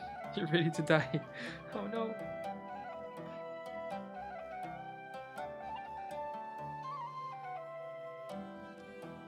Bitter for your waistline? Aww. Now for me, I just want to lose back what I gained, and then I'm super fine with treating myself. I can even treat myself on a schedule, and that's great. I think it's important to treat ourselves and have some cheat days, cheat moments. Yeah. As long as I have a good routine, like I love my intermittent fasting right now. I think it's working. I don't know yet, but I like it because it's kind of effortless. I'm succeeding effortlessly at keeping this schedule, and it works for me. I mean, like I could do this long term and not be annoyed, and I would be fine with doing this intermittent fasting like 3-4 days a week, and the rest I could just treat myself a bit more. As long as I'm at my whatever is my my weight that I want to have, my optimal weight. If I can just maintain and have some cheat days, cool. I'm gonna be fine with dropping at a Starbucks and getting a giant frappuccino if I'm at my optimal weight. But until then, no.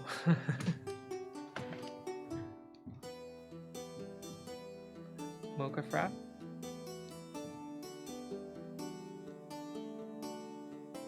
Oh yeah, if I come to Nashville, I'm gonna go to the Whiskey Trail and the Fried Chicken Trail.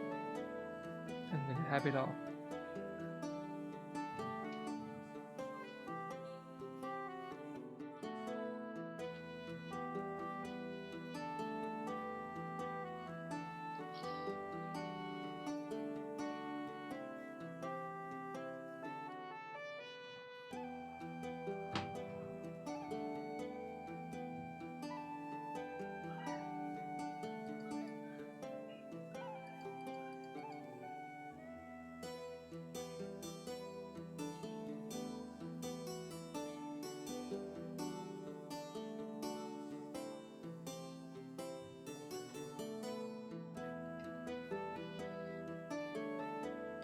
There's only 3 Nashville hot chicken chains. What? You mean branches? There's only 3 branches?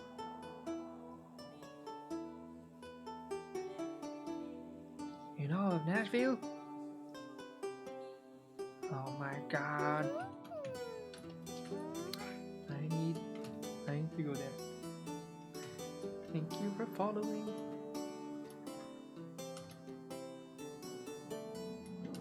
I feel like I avoided fried chicken my whole life, and now that I'm a grown adult that regularly goes to America to see my girlfriend's family, now I crave this American food more. Oh, and I live in Ottawa now, and there's more American chains than in Quebec.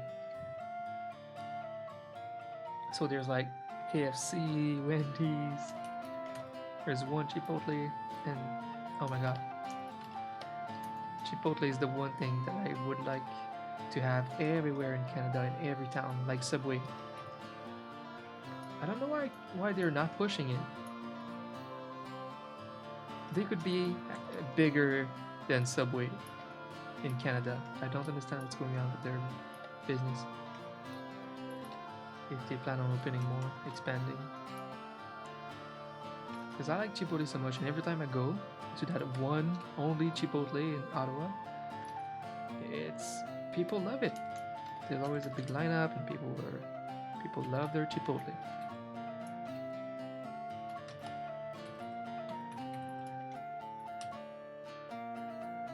Oh yeah, of course I will come to Pittsburgh again. Her mom lives there, so it's kind of a little hot spot that I'll be back probably once a year there at least. I like it though. Ask Crystal to take you to Crystal's. What's that place? Let me see.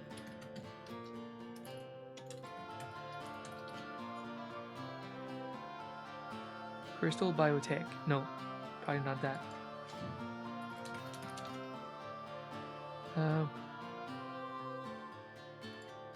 What kind of food do they have? Okay.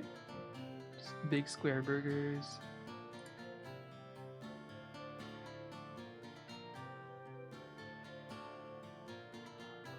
Is this a local fast food chain?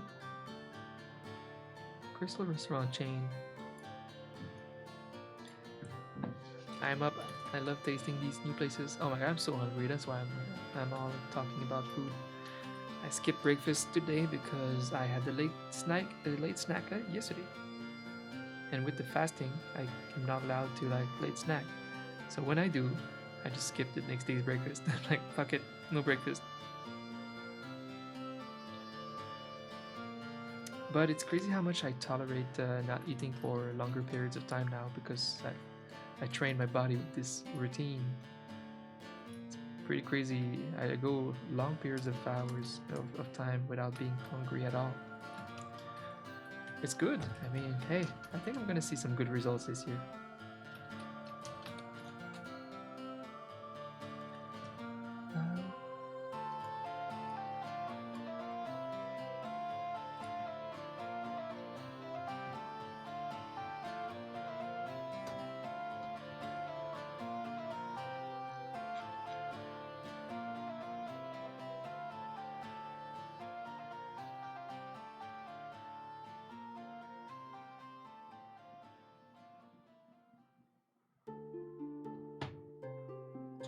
Thanks for loving this stream, Sprite. I have no idea who is hosting me. It's unclear. I have a lot of people with auto hosts on me, but I can't tell. Don't know where to look for that.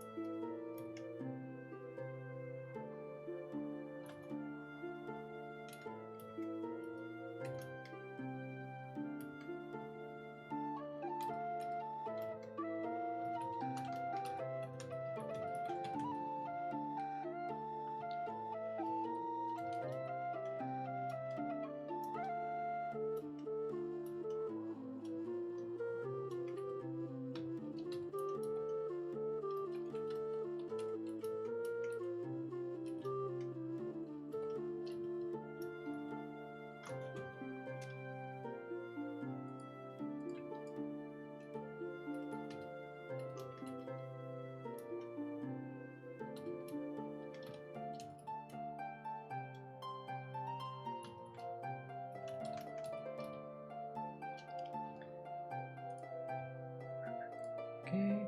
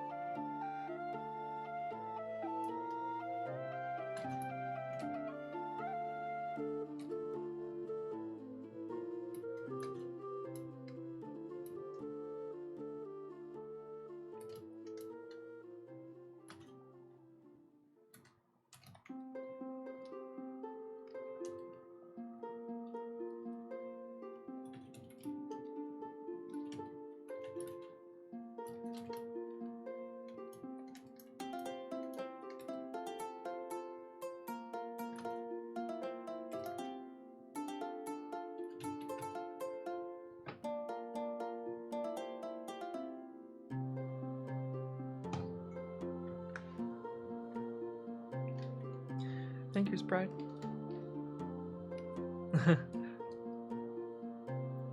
Aw, that's really good. I'm glad you found someone for now to make some nice art for you. And I appreciate it.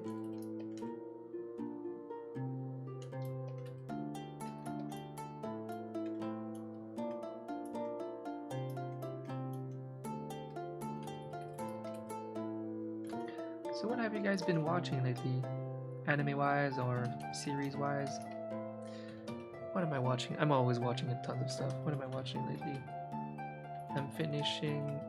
Well, not finishing. I'm trying to not finish that horror South Korean series I'm watching right now called The Guest.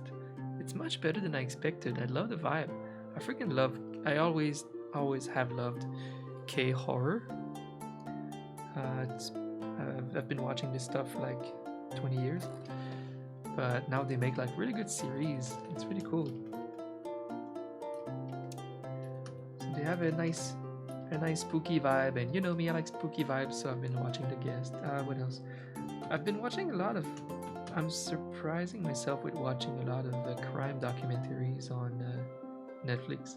I think Netflix is becoming this hub of just producing crime documentaries.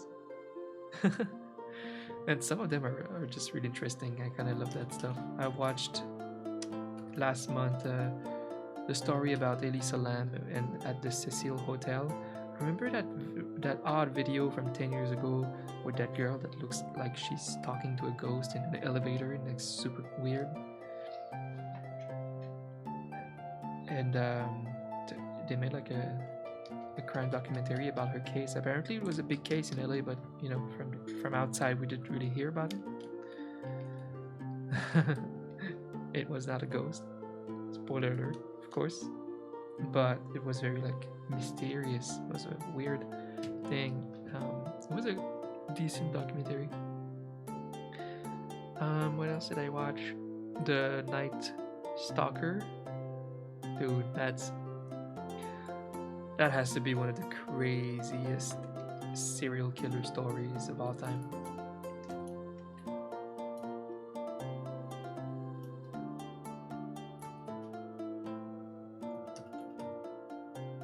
Hey, Miss Luba. Been watching some anime. It's called High Rise Invasion. Yeah? Have not watched it.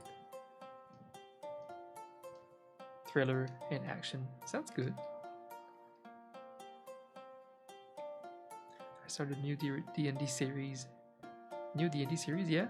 Like just some people on YouTube playing D&D, kind of. That's cool if it becomes like a genre of content. Just following a group's D&D games. Because why not? If they are like great like voice actors, entertainers, hey, it can be good content. You have a story, you have the art of acting, storytelling. Yeah, there's a lot to enjoy in watching someone else's game if it's with talented people that have some kind of a skill to make it entertaining. I think podcasts and long content like that is coming back.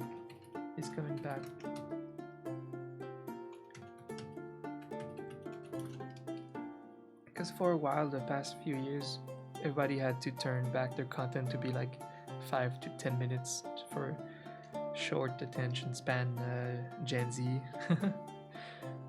It's kind of changing now. I think long content is coming back trendy. You can play tons of ads, and you can put it so it's like background content that you put while doing something else. You play games and you have this background podcast. So a lot of people are starting podcasts like David Dobrik, everyone.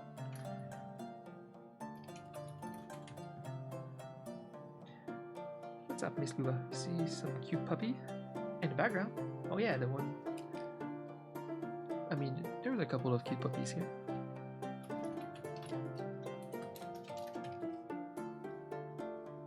Aha! We see the dollar a little bit better. Very nice.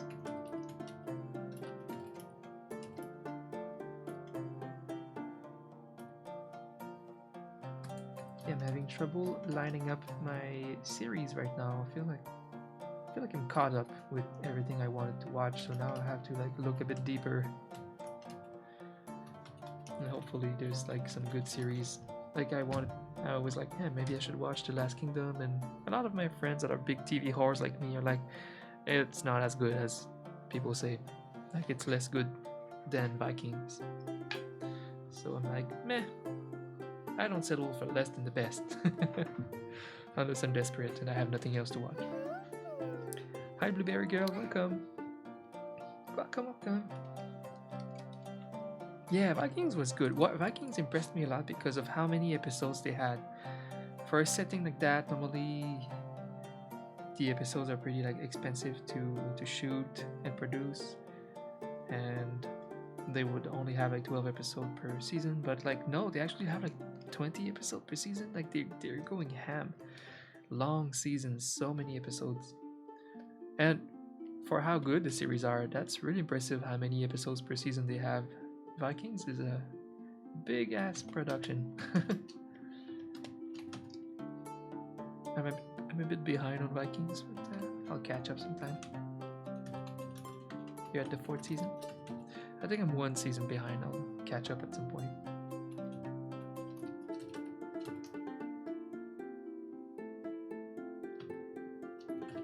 I think we all were sad when this character that we like died, that we won't name. But it's still impressive how they keep going, and they had to keep the story kind of factual because it's still based. Oh, you cried a lot. Yeah, it's still based on real events, of course. They're still following grossly the real events. So they were real people, these main characters. So yeah. So at some point, that character had to die so that we keep going with his sons. It's pretty cool. I like the character one. I like Ivar. He's like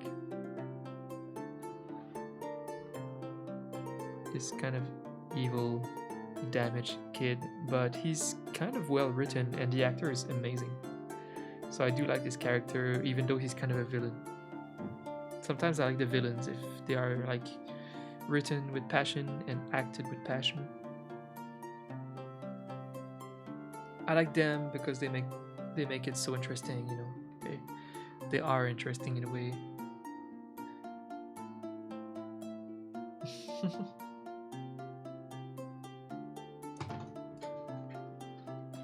Yeah, Viking was great, and kind of I guess still is. I just found after like I don't know in the latest seasons, it's so gloomy, always kind of sad, always kind of dramatic. There's no uplifting moments anymore. It's just like always so dramatic.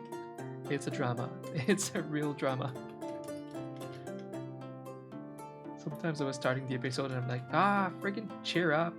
There's some good news happening. Stop being always so dramatic. Even in a good drama, you need some wins at some point, You can't always be losing something. It's like some soap opera. It's always just so dramatic.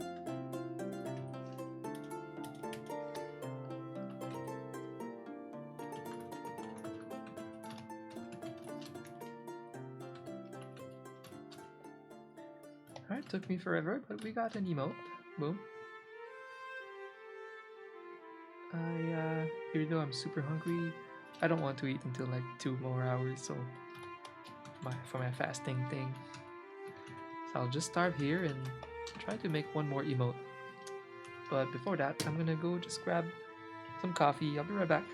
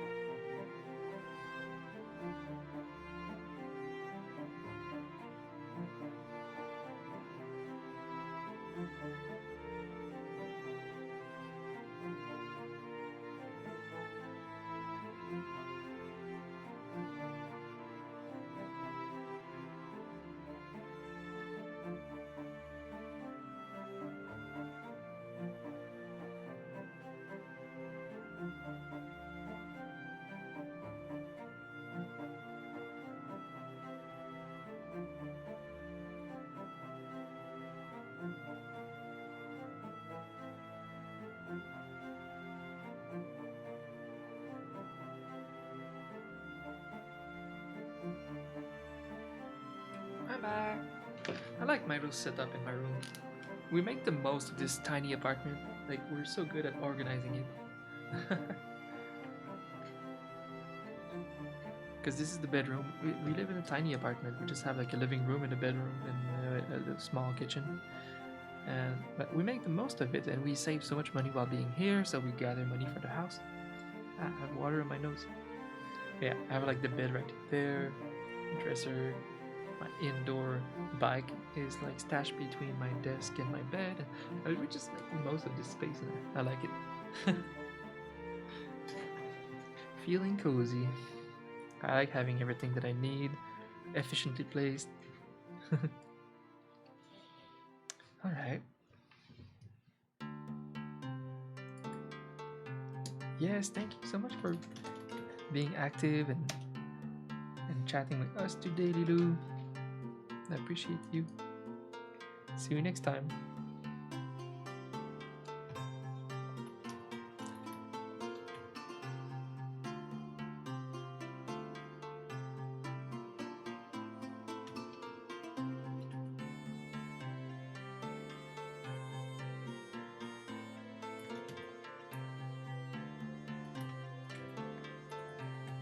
Only one other thing I could try is bigger. It feels here.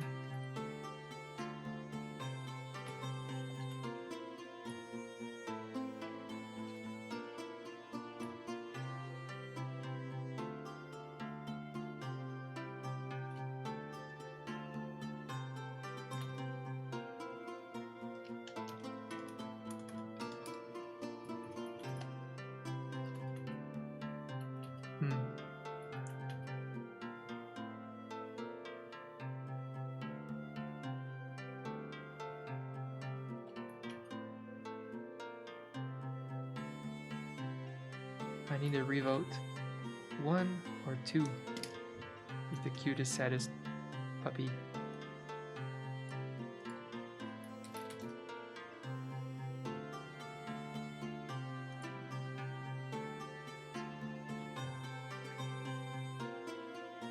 Oh no, Costco wants me to renew my yearly membership. Do you realize that we can't go to Costco without catching a deadly disease right now? Don't make me auto pay. Oh my god. Wait, just kidding. I'm actually using Costco for my print order. Wait, am I also using Costco for the pharmacy? Yeah, okay, never mind. I'm using Costco a lot. Because my meds are super expensive because I have a rare condition. And their pharmacy sells them for a little cheaper, so it's worth it for me. And it's a mail-in pharmacy, so it just comes to my door. It's great. And I order my prints too. And whenever I have sales on Etsy, I order from Costco. Ships over here. It's all safe and good quality, honestly. Costco is one of the best places in this area to get good quality prints. Anyways, I need some votes. Chat. 1 or 2 for cute pet dog trying to feel better. I don't know. Oh. 1 for you? Good, good, good, good.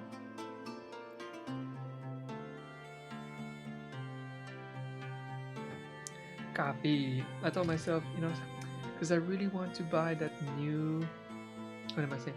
That big coffee machine, that all-in-one, fully automatic espresso machine, which means it does the grinding, it does everything on its own. You just change throw away the bad coffee, put back some water, and it makes you the best espresso. And a longe and like coffee and Americano. So well, it's like 800 and something Canadian dollars, which is, I don't know, 600 USD or more. It's just so expensive, I know. It would be the ultimate treat. And I feel like I don't deserve a treat this year because I'm spending on my lawyer, spending on my teeth, spending it everywhere. But I feel like it could also be a good reward after my wisdom teeth surgery that I think I'm gonna have in the next few months. I could reward myself with this espresso machine.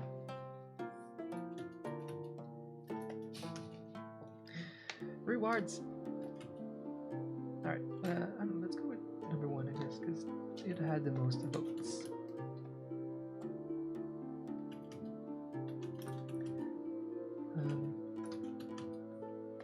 We did vote on it earlier too, and it had more votes.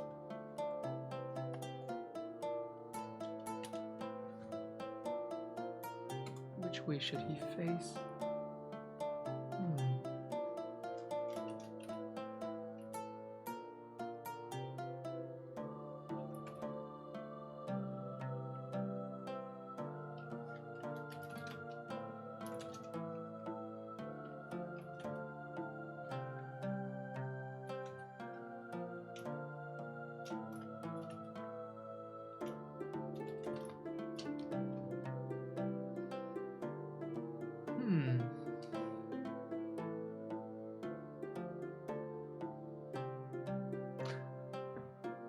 I designed it to face left, so I should make it face left.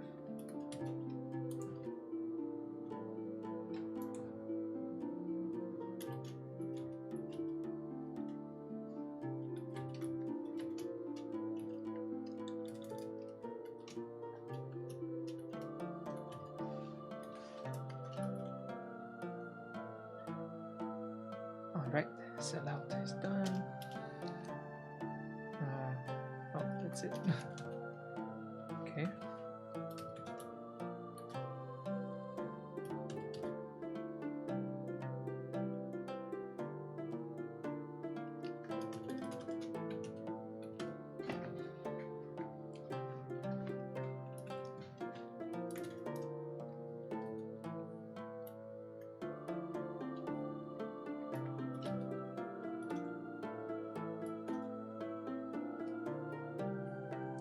Hi Z Art, welcome.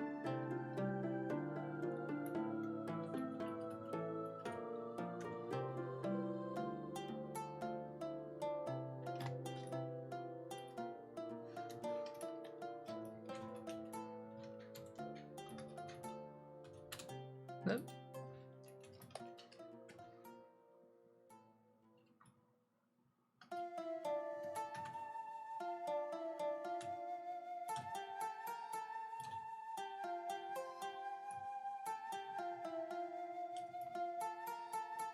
Oh yeah, that's it, that's it.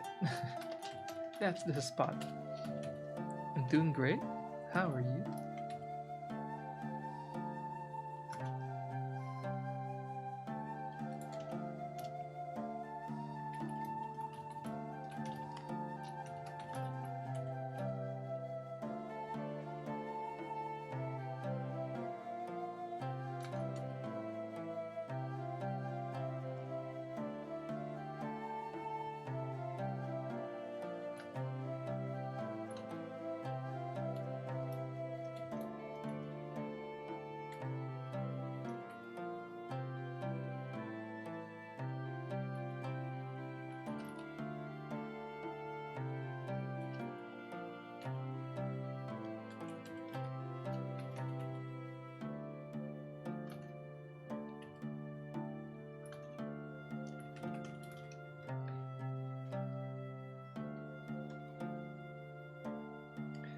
You saw my art through Instagram? What? I'm like so inexistent on Instagram.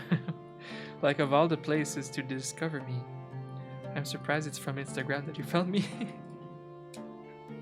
That makes me happy. Thank you. People found me through my clients or my YouTube, or Twitter. But Instagram, my Instagram is like so small still. I started so late. My Instagram is sad. Hi, Texaways. Yeah, my Instagram is a bit fresh. It's really hard to grow on Instagram these days if you're not like constantly on the platform. I saw how it works, how the algorithm works. You need to every week post like a story, like people, comment on people. Like you need to be super active like that and do all of these different things for the algorithm to like you and promote your stuff. So for me, I just post like once a week my latest like artwork, and so I'm not going anywhere. It's like that. I don't know. It's still kind of a big platform. It's just hard to grow from scratch without spending hours on it.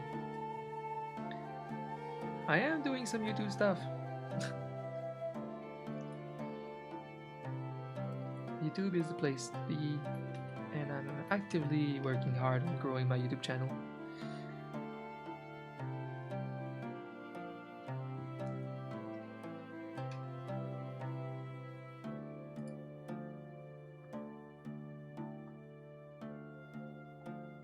I'm very excited this year. I'm pushing my YouTube content a lot.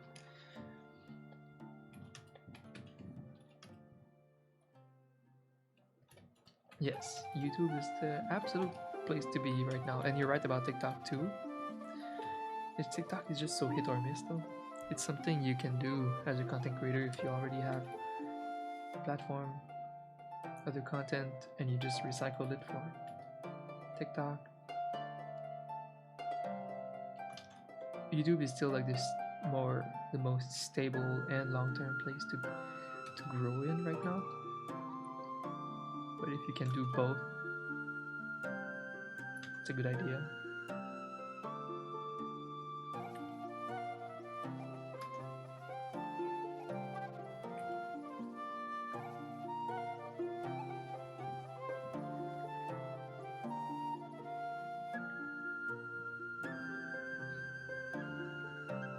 Because when I started on TikTok, I was kind of like instantly shadow banned. I don't understand. I posted like 20 videos that had like absolutely like 0 views. So I'm like, well, fuck that. Not worth my time. As a content creator, 0 views means the platform doesn't care about me. It's just shadow banned for no reason.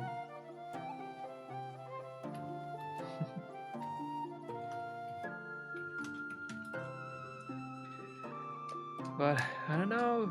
It is a good platform. Crystal is doing great on TikTok since she restarted. I could try again, but only if I can recycle some content. I'm not gonna make like TikTok only content. It's like I said, it's a risk for me time-wise. But if I can take some of my time lapses of artworks on YouTube and post them on TikTok, who knows?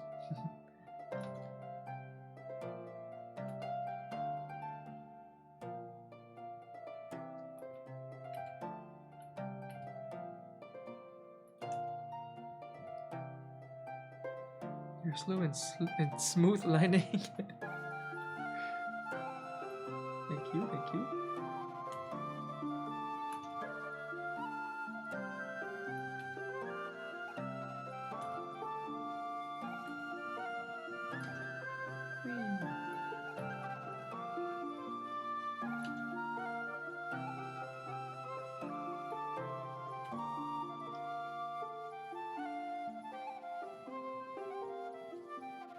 I feel like soon it will be the time for me to upgrade my tablet. I never had my eyes on a model in particular for many years. I just have this shitty old tablet the whole time. I just don't think that Wacom deserves $3,000 from my pocket.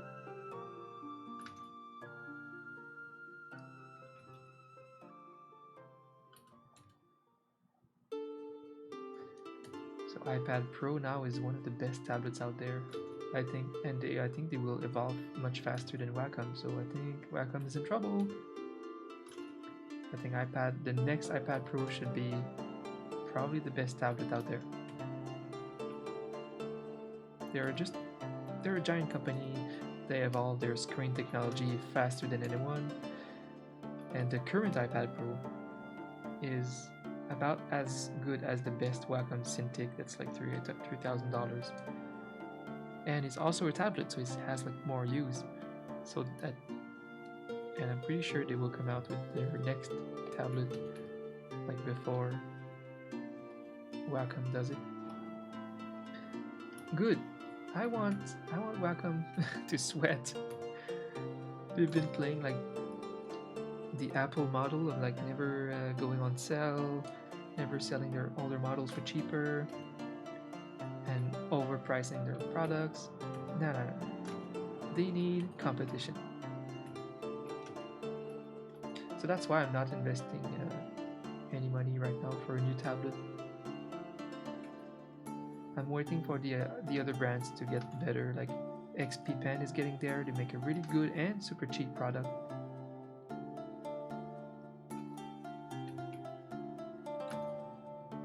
But tech-wise, they're slightly behind still. Behind Wacom, but it's getting close.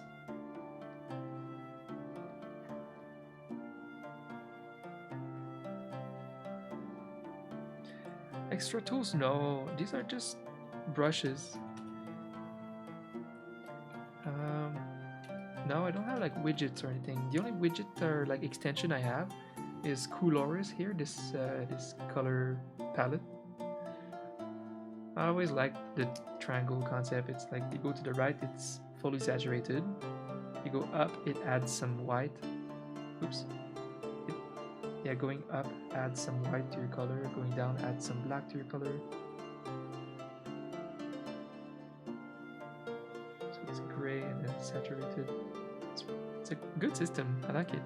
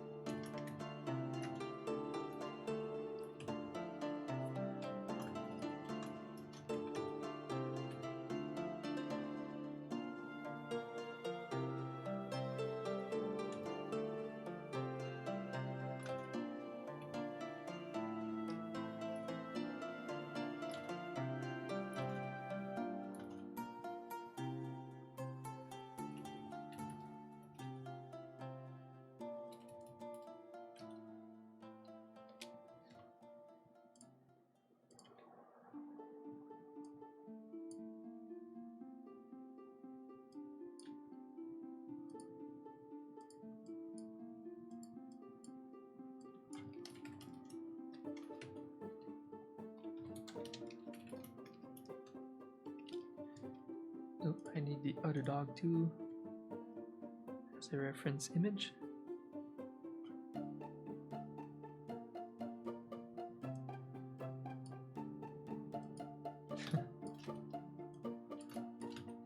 He's the one patting.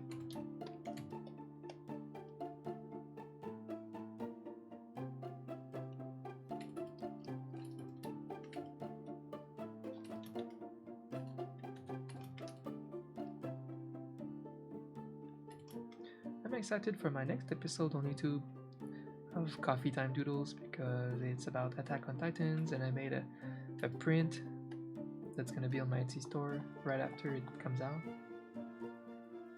I worked so hard on that artwork. Damn, it took me like all weekend. It's been really nice exploring and getting really into the bigger painting style. I feel like I've been, I don't know, evolving faster because I'm so far off my comfort zone. It's been good for me.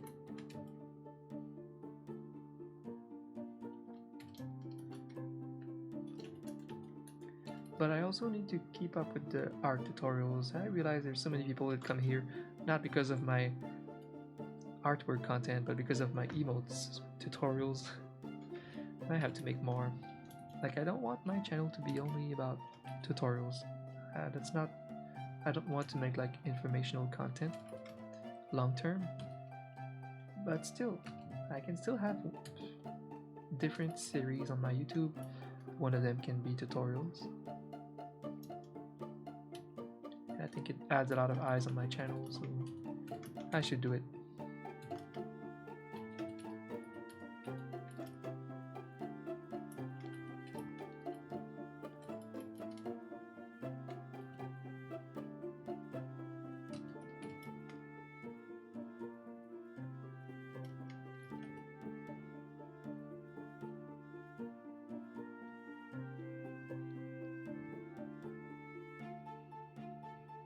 Yeah, Exupen are great for mid-budget, for sure. I recommend it for most people. Anyone that don't want to afford Wacom but they want a display tablet. For anyone who don't need the display, I would recommend a Wacom Intuos Pro. It has the same great tech as their more expensive models, but just without like the fancy screen display on it. If you're like me and you just work at the computer looking at your screen, you don't need like the display. It looks fancy on stream though. If I had like a camera with me on my big crazy fancy tablet.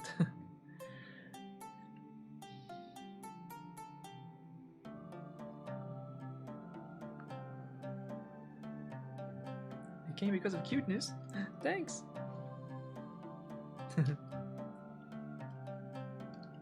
Of my experience. Aw, I appreciate that.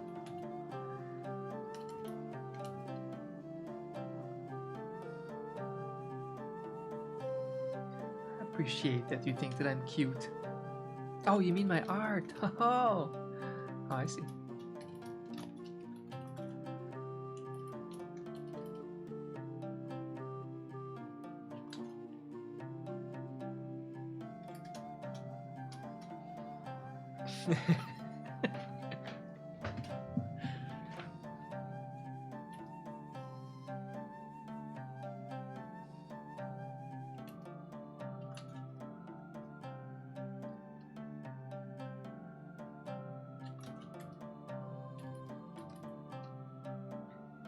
Cute puppy.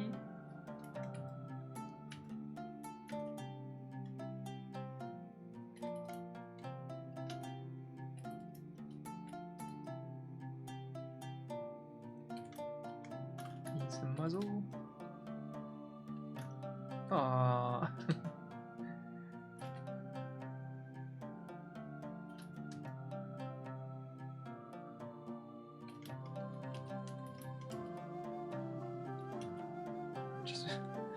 I realized he doesn't have the muzzle here. I completely forgot when I designed this. It's funny. Welcome back, Sprite.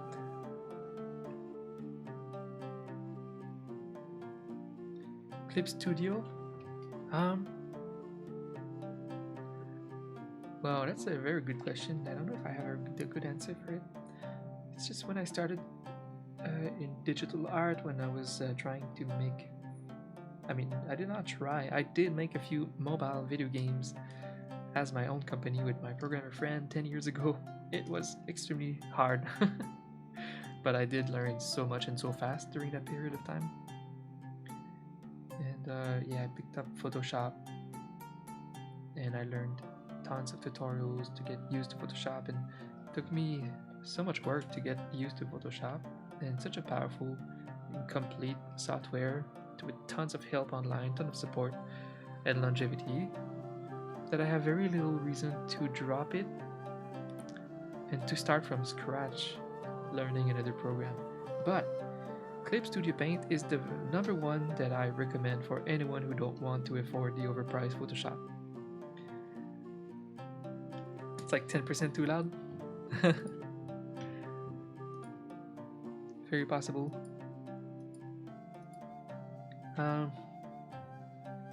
But anyways, yeah, I truly recommend Clip Studio Paint or Pro, whatever, and I own it because they're cool enough to go on sale sometimes for like 50% or 30% off. It's so affordable, and it's extremely powerful. It's a great professional program. To me, I always recommend it as the best alternative to Photoshop for PC users. And yeah, I wish I could just already know the program so I could switch to Clip Studio Paint for some reasons, like when I'm drawing my comics, for example, or my future webtoon series. I would probably benefit from being good with Clip Studio, and maybe I will when I make my future webtoons, because they're good for like it used to be called Manga Studio. Like, they know their shit about comics. They have a lot of tools for that. But yeah, mastering Photoshop is very useful thing, and you can do most things that Clip Studio can do. Sometimes Clip Studio might have a little life hack for some things, but in general, you can make any kind of amazing art with Photoshop. Yeah, once you're comfy with it, it's hard to drop it, of course.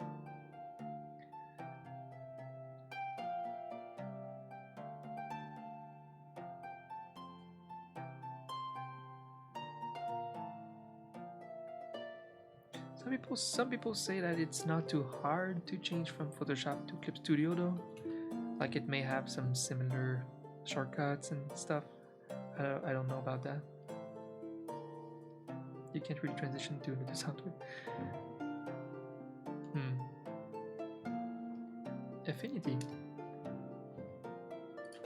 What's Affinity? Affinity Photo Graphics Editor.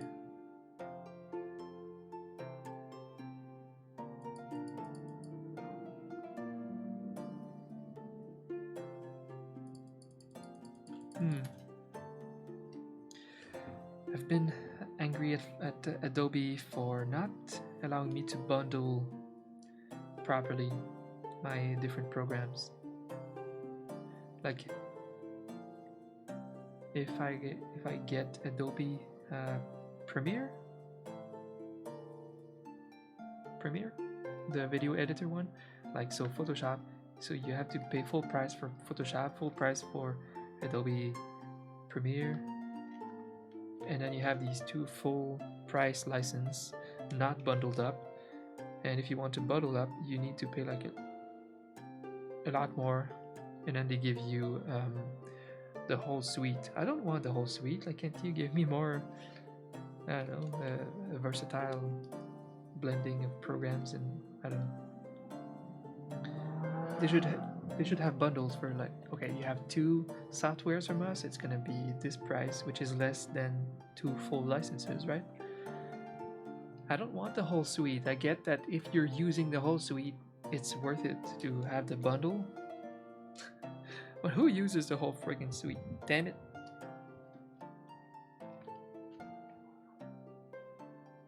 Oh yeah, content creator pack. Yeah, come on. Yeah, teachers get discounts, and me, I'm promoting Photoshop all day long with my work. You know what? I should reach out for them. I should reach out. Do something for me while I'm switching to Clip Studio, and I'm gonna talk about Clip Studio all day long, bitches.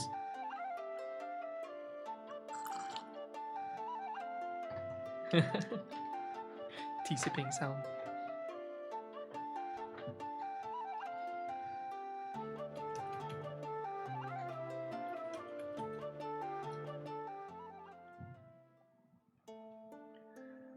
They did sponsor some artists? That's really cool. It's funny, Wacom has been starting to sponsor people, but just like super notorious, super established like YouTube artists that are streaming on Twitch with like and they already have like the most expensive Wacom Cintiq. You know, they really annoy me. Wacom as a business model, I kind of don't want to support them anymore. I'm just rooting on these other brands. Like, come on, XP Pen, just reach them and make a product as good as theirs for 3 times cheaper. We're all gonna just support you instead.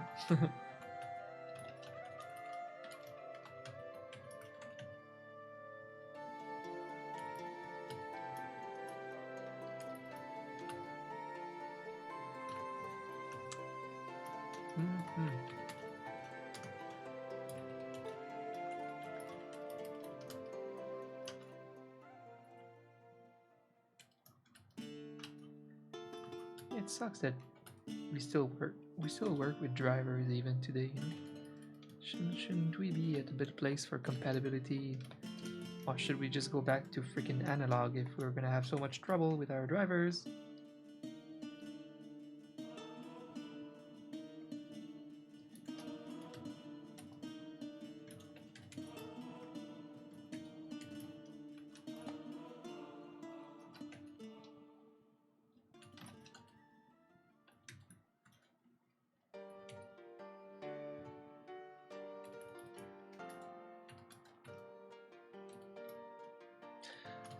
Okay, enough of this soft music. It was great.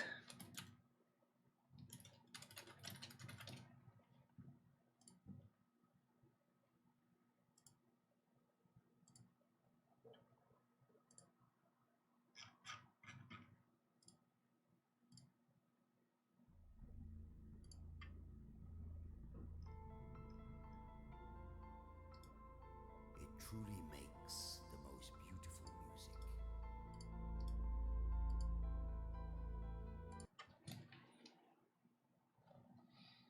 A lounge playlist? Sure. Not for today, but yeah, I'm definitely open to suggestions and playlists so I can listen. I can proof them, proof check them to see if I like them. I used to have. I'm a musician. I love building playlists. I used to have these giant stream playlists of awesome bands and everything, of all sorts of music, and it all went to the toilet, flushed by this DMCA madness thing. It's so sad. So now I'm like starting from scratch. I either play like just full albums of bands that I know have a label that won't DMCA me, or I'm slowly building playlists of people, of artists that I know are okay with world.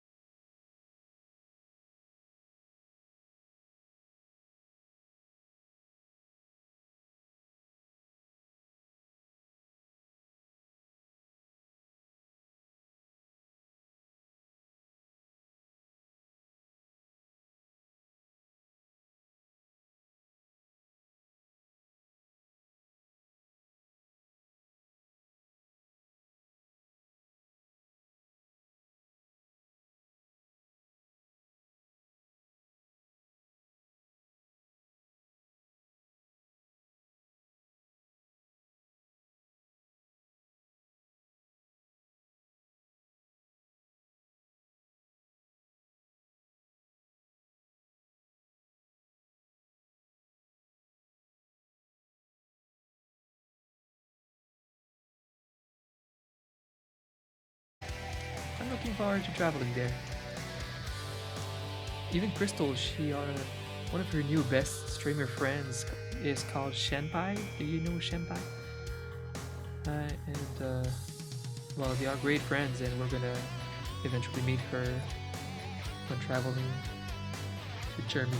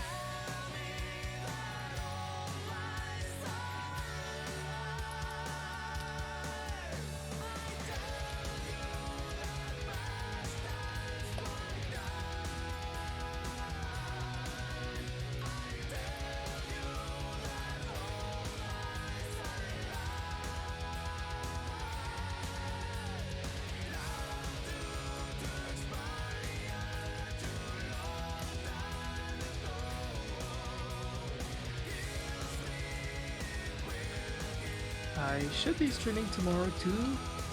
I'm not sure what I'm drawing tomorrow though. I have one emote to make for Soda Man. And yeah, this evening I'm gonna have to line up my work better. So that I don't come live with nothing to do.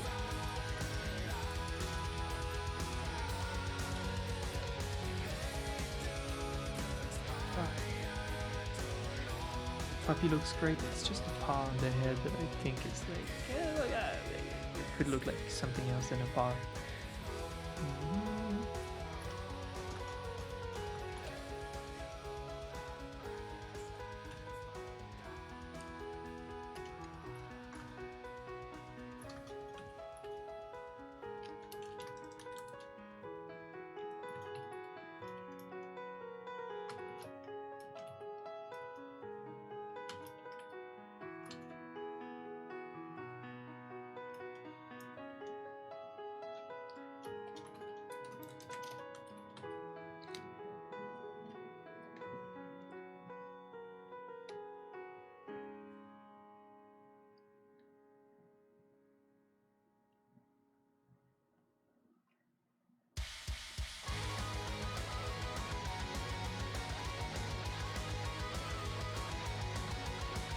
A 3-year training at a company.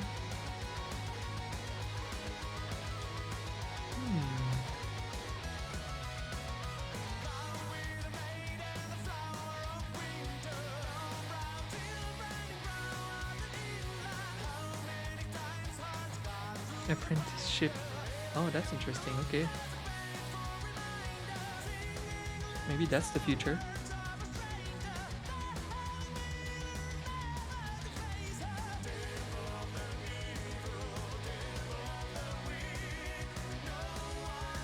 I get to add a layer and start again. I would not start again. I would try to salvage it, but it would be more work. Yeah, but yeah, it does happen.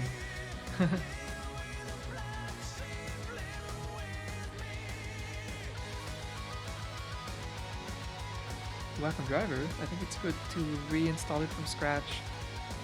Restart your PC.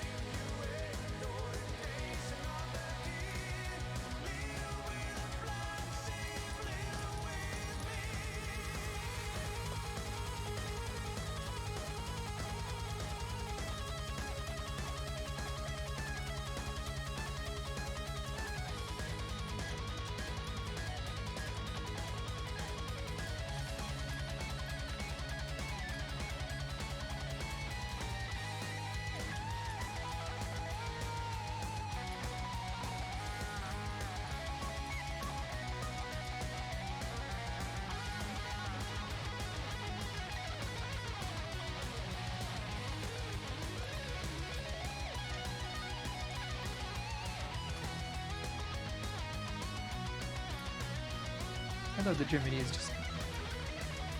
just becoming this amazing progressive country now. Perfect. That's why I say it's kind of a new Canada. It has a really good reputation now. It's pretty progressive.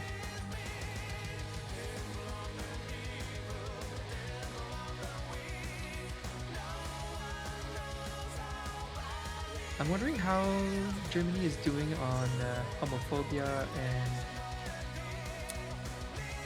like racism.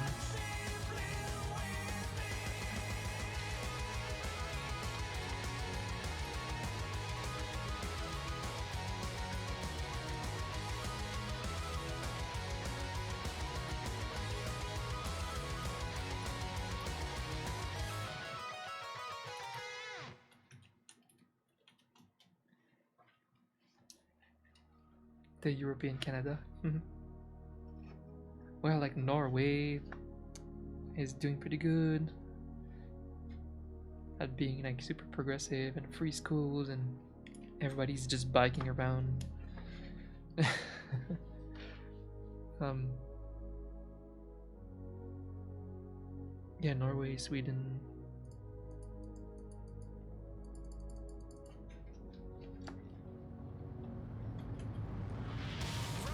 In Australia.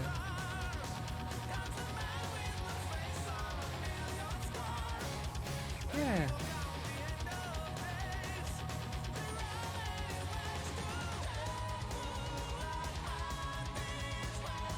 Just like just have a good progressive system, and the free healthcare and free education is what we need. It's what we have mostly in Canada, and I couldn't see it otherwise. It just makes so much sense.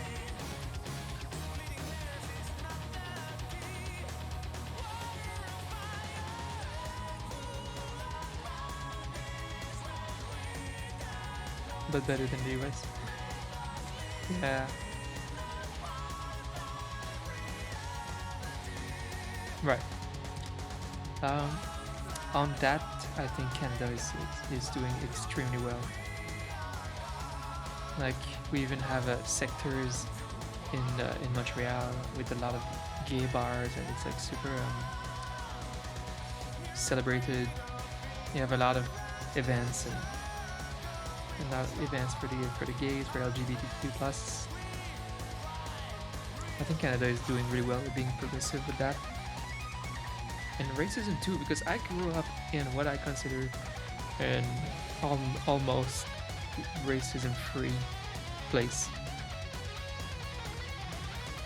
People would make racist jokes because racism was so absurd to us that these jokes were like almost making fun of racism. But you couldn't make these types of jokes anywhere else because, yeah, that would be really bad. That would look bad, but I had to realize that at some point. It's like, oh shit, okay, yeah, this type of humor wouldn't work anywhere where there's still racism.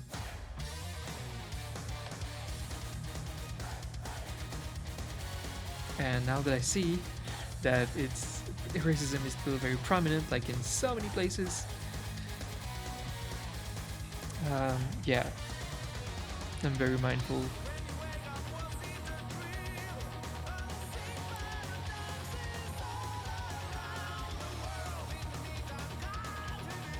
Like, and we have to keep the fight going. Because there was a time as a kid I thought there was no racism. Racism was over. I mean, it was such a multicultural area, and I had friends from all the cultures, and they were well treated. But it's not the case. It's not the case in most places around the world. So I have to keep fighting for the rest of them against racism.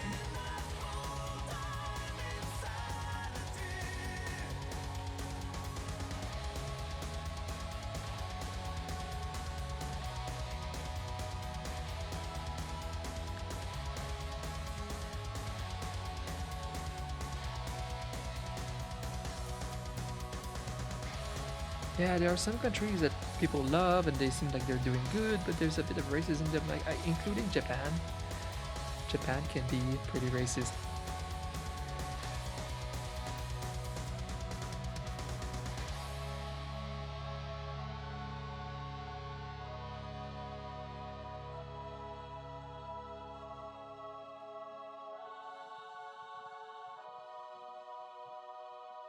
But I'm gonna make them love me.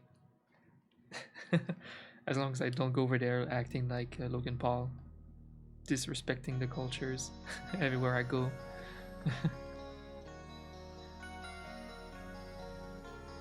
Now, I love, kind of love how Logan is trying to act all like woke now. He's like the mega woke person, and he's making fun of people who are not as woke as him. But do you realize that 2 years ago you were just like shirtless in Japan, swimming in like sacred pool?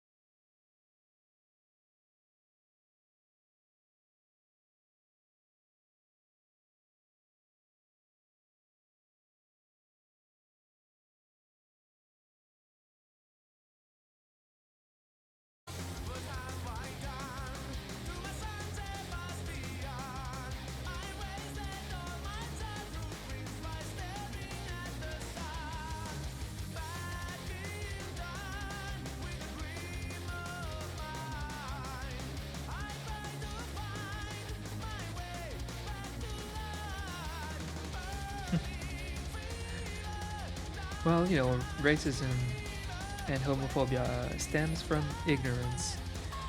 It's when you don't have, or you think that you don't have these people around you.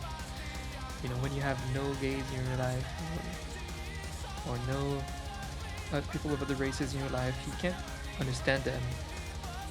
And yeah, I mean, people went to war because they wouldn't understand each other's languages, and they were just they were able to create a hard separation between their cultures, being able to go to war against them. The more you have friends all over the world, all the cultures, things are changing for that. If you grow around black friends, gay friends, you get to understand how this works, where it comes from, why it should be perfectly normal and accepted. Yeah. So, but when you grow up in a place where, I don't know, it's very, very kind of like right-wing, super religious area, you don't grow around gay people. You know why? Because they are hiding. They're all hiding for their lives. You think that you don't have any gays around you, but you do have many gays around you, but you just don't know that they're gay. They're hiding from you. That's pretty awful.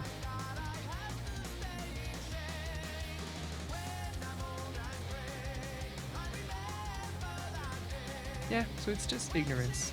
I mean, I still hear things from people in my community that go to churches where these old ladies say the craziest thing you've ever heard. They still don't understand homophobia. And again, that's pure ignorance of how homophobia works. they still think it's a choice. We're in 2021 and all of these ladies think that it's a choice. And they were discussing like, I don't know how to tell this man that I don't agree with him being gay. I don't agree with homosexuality. Yeah, I don't know how to tell them either. And they think they're like good people. They think they're good people. And they have to disagree with people's identity like that they were born with, I find these circles, many circles of all people that go to church, they're tied in that very conservative group that's very toxic. I can give more examples, but it's pretty personal and I don't want to get there. Yeah. It's toxic because they're always among each other and they can't really learn. They don't have diversity around them and they can't learn and grow. So they're just in that little like circle jerk of bad information about what homosexuality is.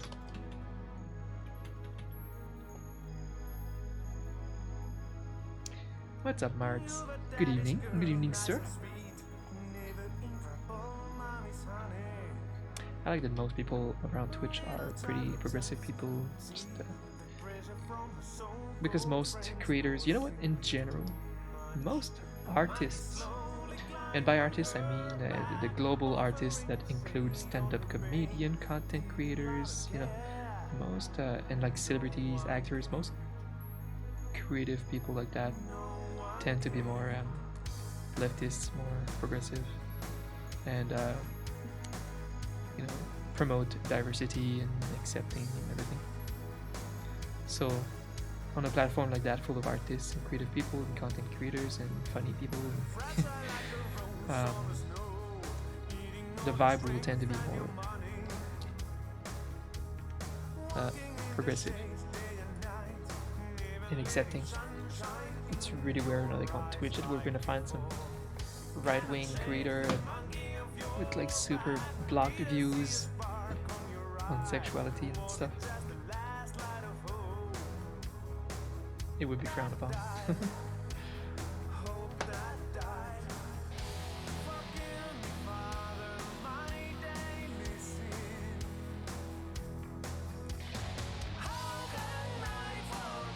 I'm just resting and chilling. I am pretty good, Marts. I'm very slowly working again and finishing up some work. before I'm about to go eat some good food in like 40 minutes. Mm-mm-mm.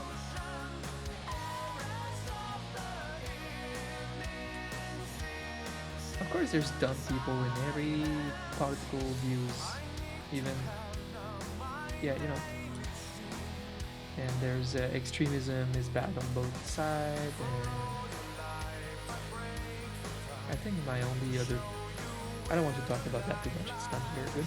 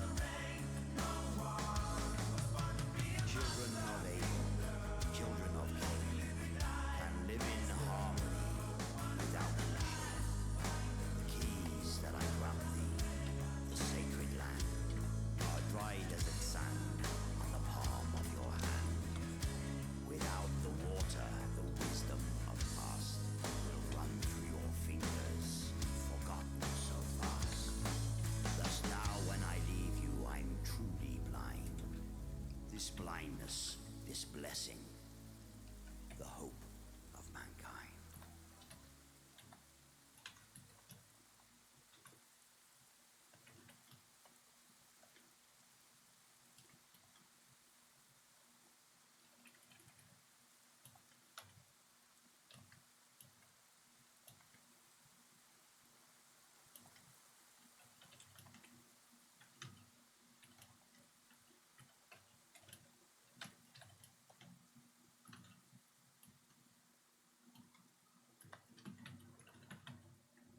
Yeah, this time it's pretty quiet here. My Europeans are all asleep.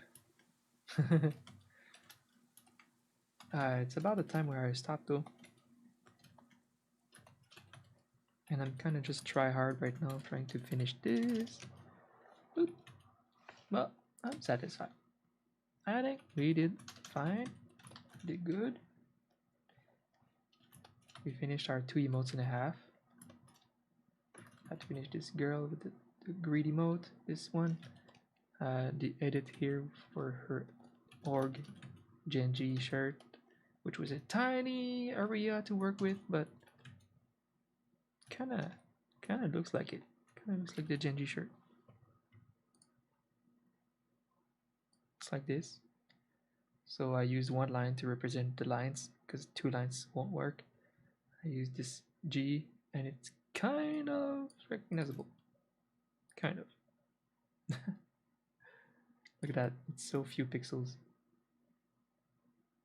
I don't fucking touch the mic. Hold on. Alright.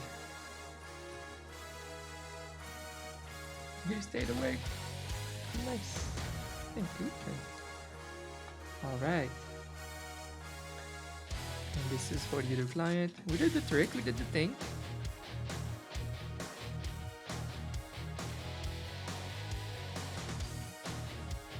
My hair sucks. It's not long enough to headbang, and it's just long enough to annoy me. Alright.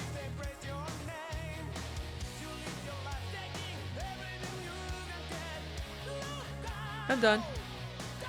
It was chill. Another chill stream. It was fun. We had a lot of fun talks in the first half of the stream. So I'm gonna go and finally eat for the first time today. And I think I'm pretty happy with the work. I'll be here tomorrow. I just need to line up my work for tomorrow.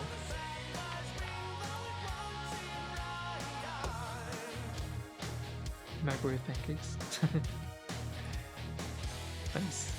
Enjoy your microwave pancakes. Well, thanks everyone who joined, who are lurking, who followed, and who chatted. Appreciate all of you. And yeah, I should be here tomorrow for the Friday art stream. Have a good one, guys. Bye bye.